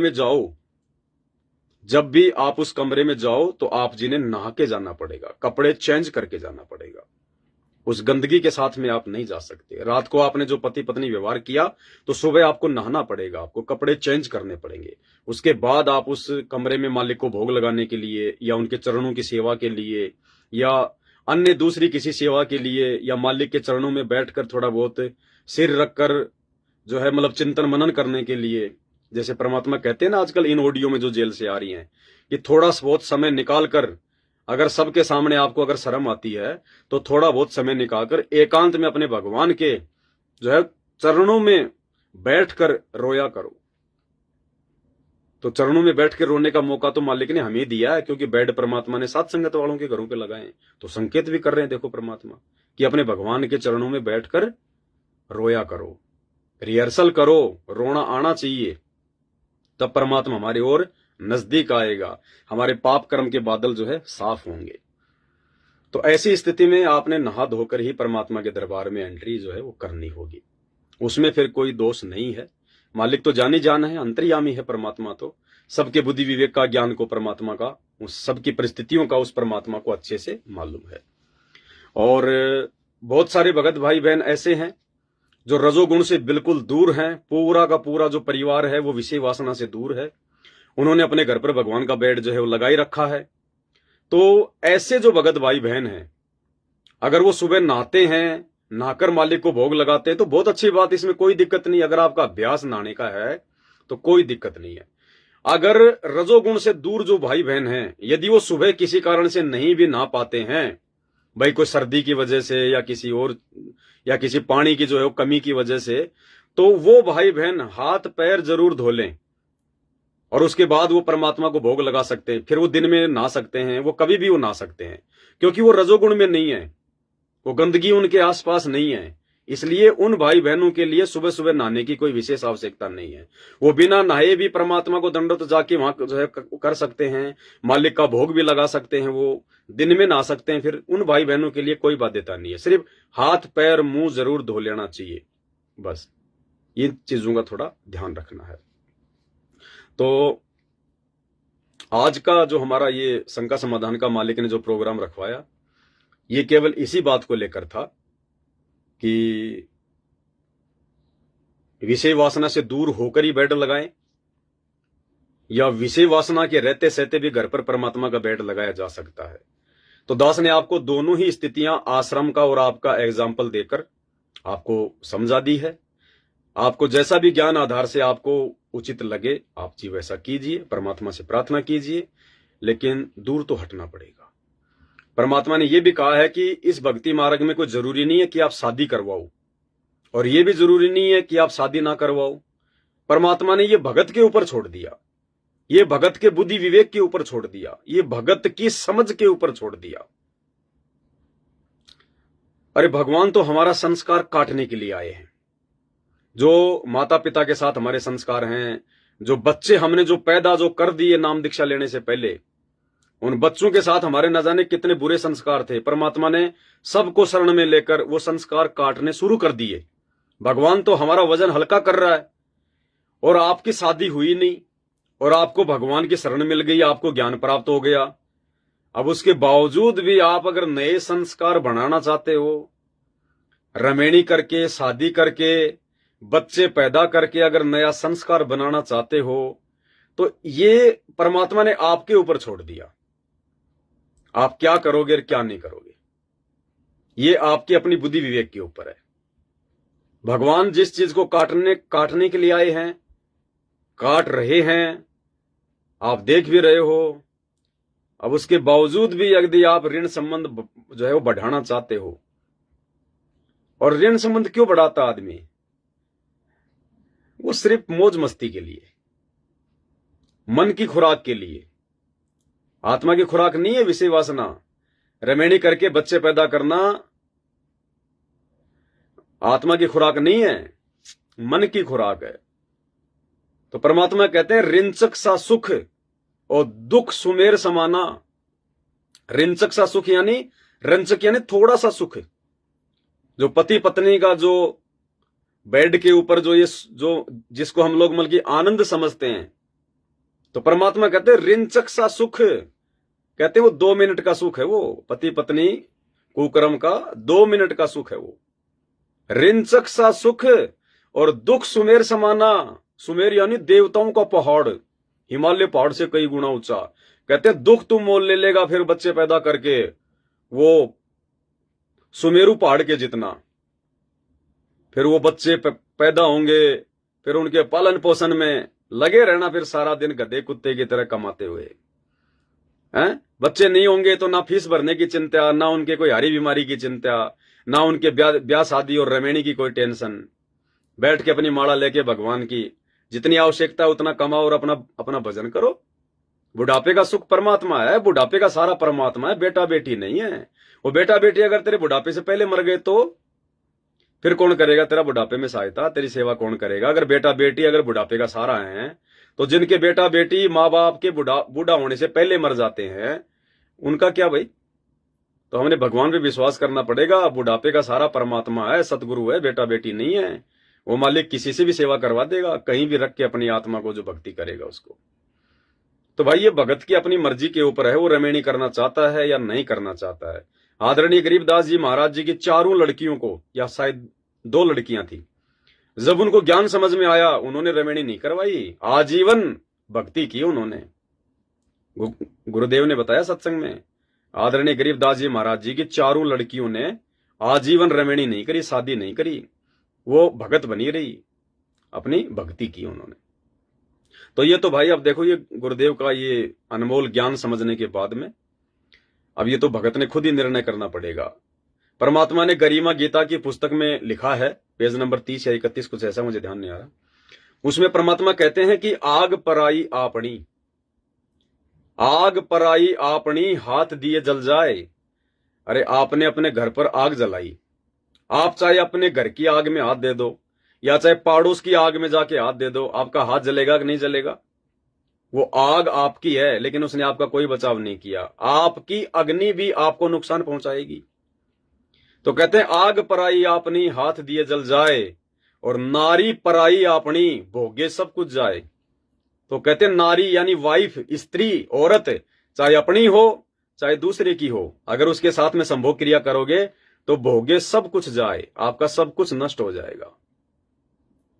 तो इस विषय पर दास देखो, मैं कोई आदेश नहीं दे सकता हूं, मैं आपकी तरह आपका एक गुरु भाई हूं, लेकिन मैं आपको जानकारी दे सकता हूं जो परमात्मा ने बताई है कि रमेणी आपने करनी है या नहीं करनी है, भक्ति में रमेणी करना जरूरी है या नहीं है। परमात्मा ने दोनों ही ऑप्शन भगत के बुद्धि विवेक पर छोड़ दिए हैं, ये आपके अपने ऊपर है। बाकी और बातें आपको बताई दी है बेड से संबंधित, और बहुत सारी बातें हैं जिनकी जानकारी हम सबको होना चाहिए। वो धीरे धीरे परमात्मा दया करेंगे, हम लाइव आकर एक दूसरे भगत भाई बहनों से शेयर करते रहेंगे। और आज रात्रि 8 बजे दास 2-4 घंटे के लिए लाइव आएगा, विशेष लाइव है। यदि आपका रिचार्ज खत्म हो रहा है तो अपना डाटा और डाल लेना। 50-60 रुपए लगते हैं, 20-30 रुपए लगते हैं, मोबाइल का डाटा और डल जाता है, 2 GB 3 GB 4 GB। किसी दुकानदार से भी आप जी अपने मोबाइल पर डलवा सकते हैं। तो थोड़ा 4-5 घंटे लाइव शाम को चलेगा 8 बजे। सभी भाई बहन आज लाइव जुड़िए। आज के वीडियो में केवल इतना ही। बंदी छोड़ सतगुरु रामपाल जी भगवान की जय हो।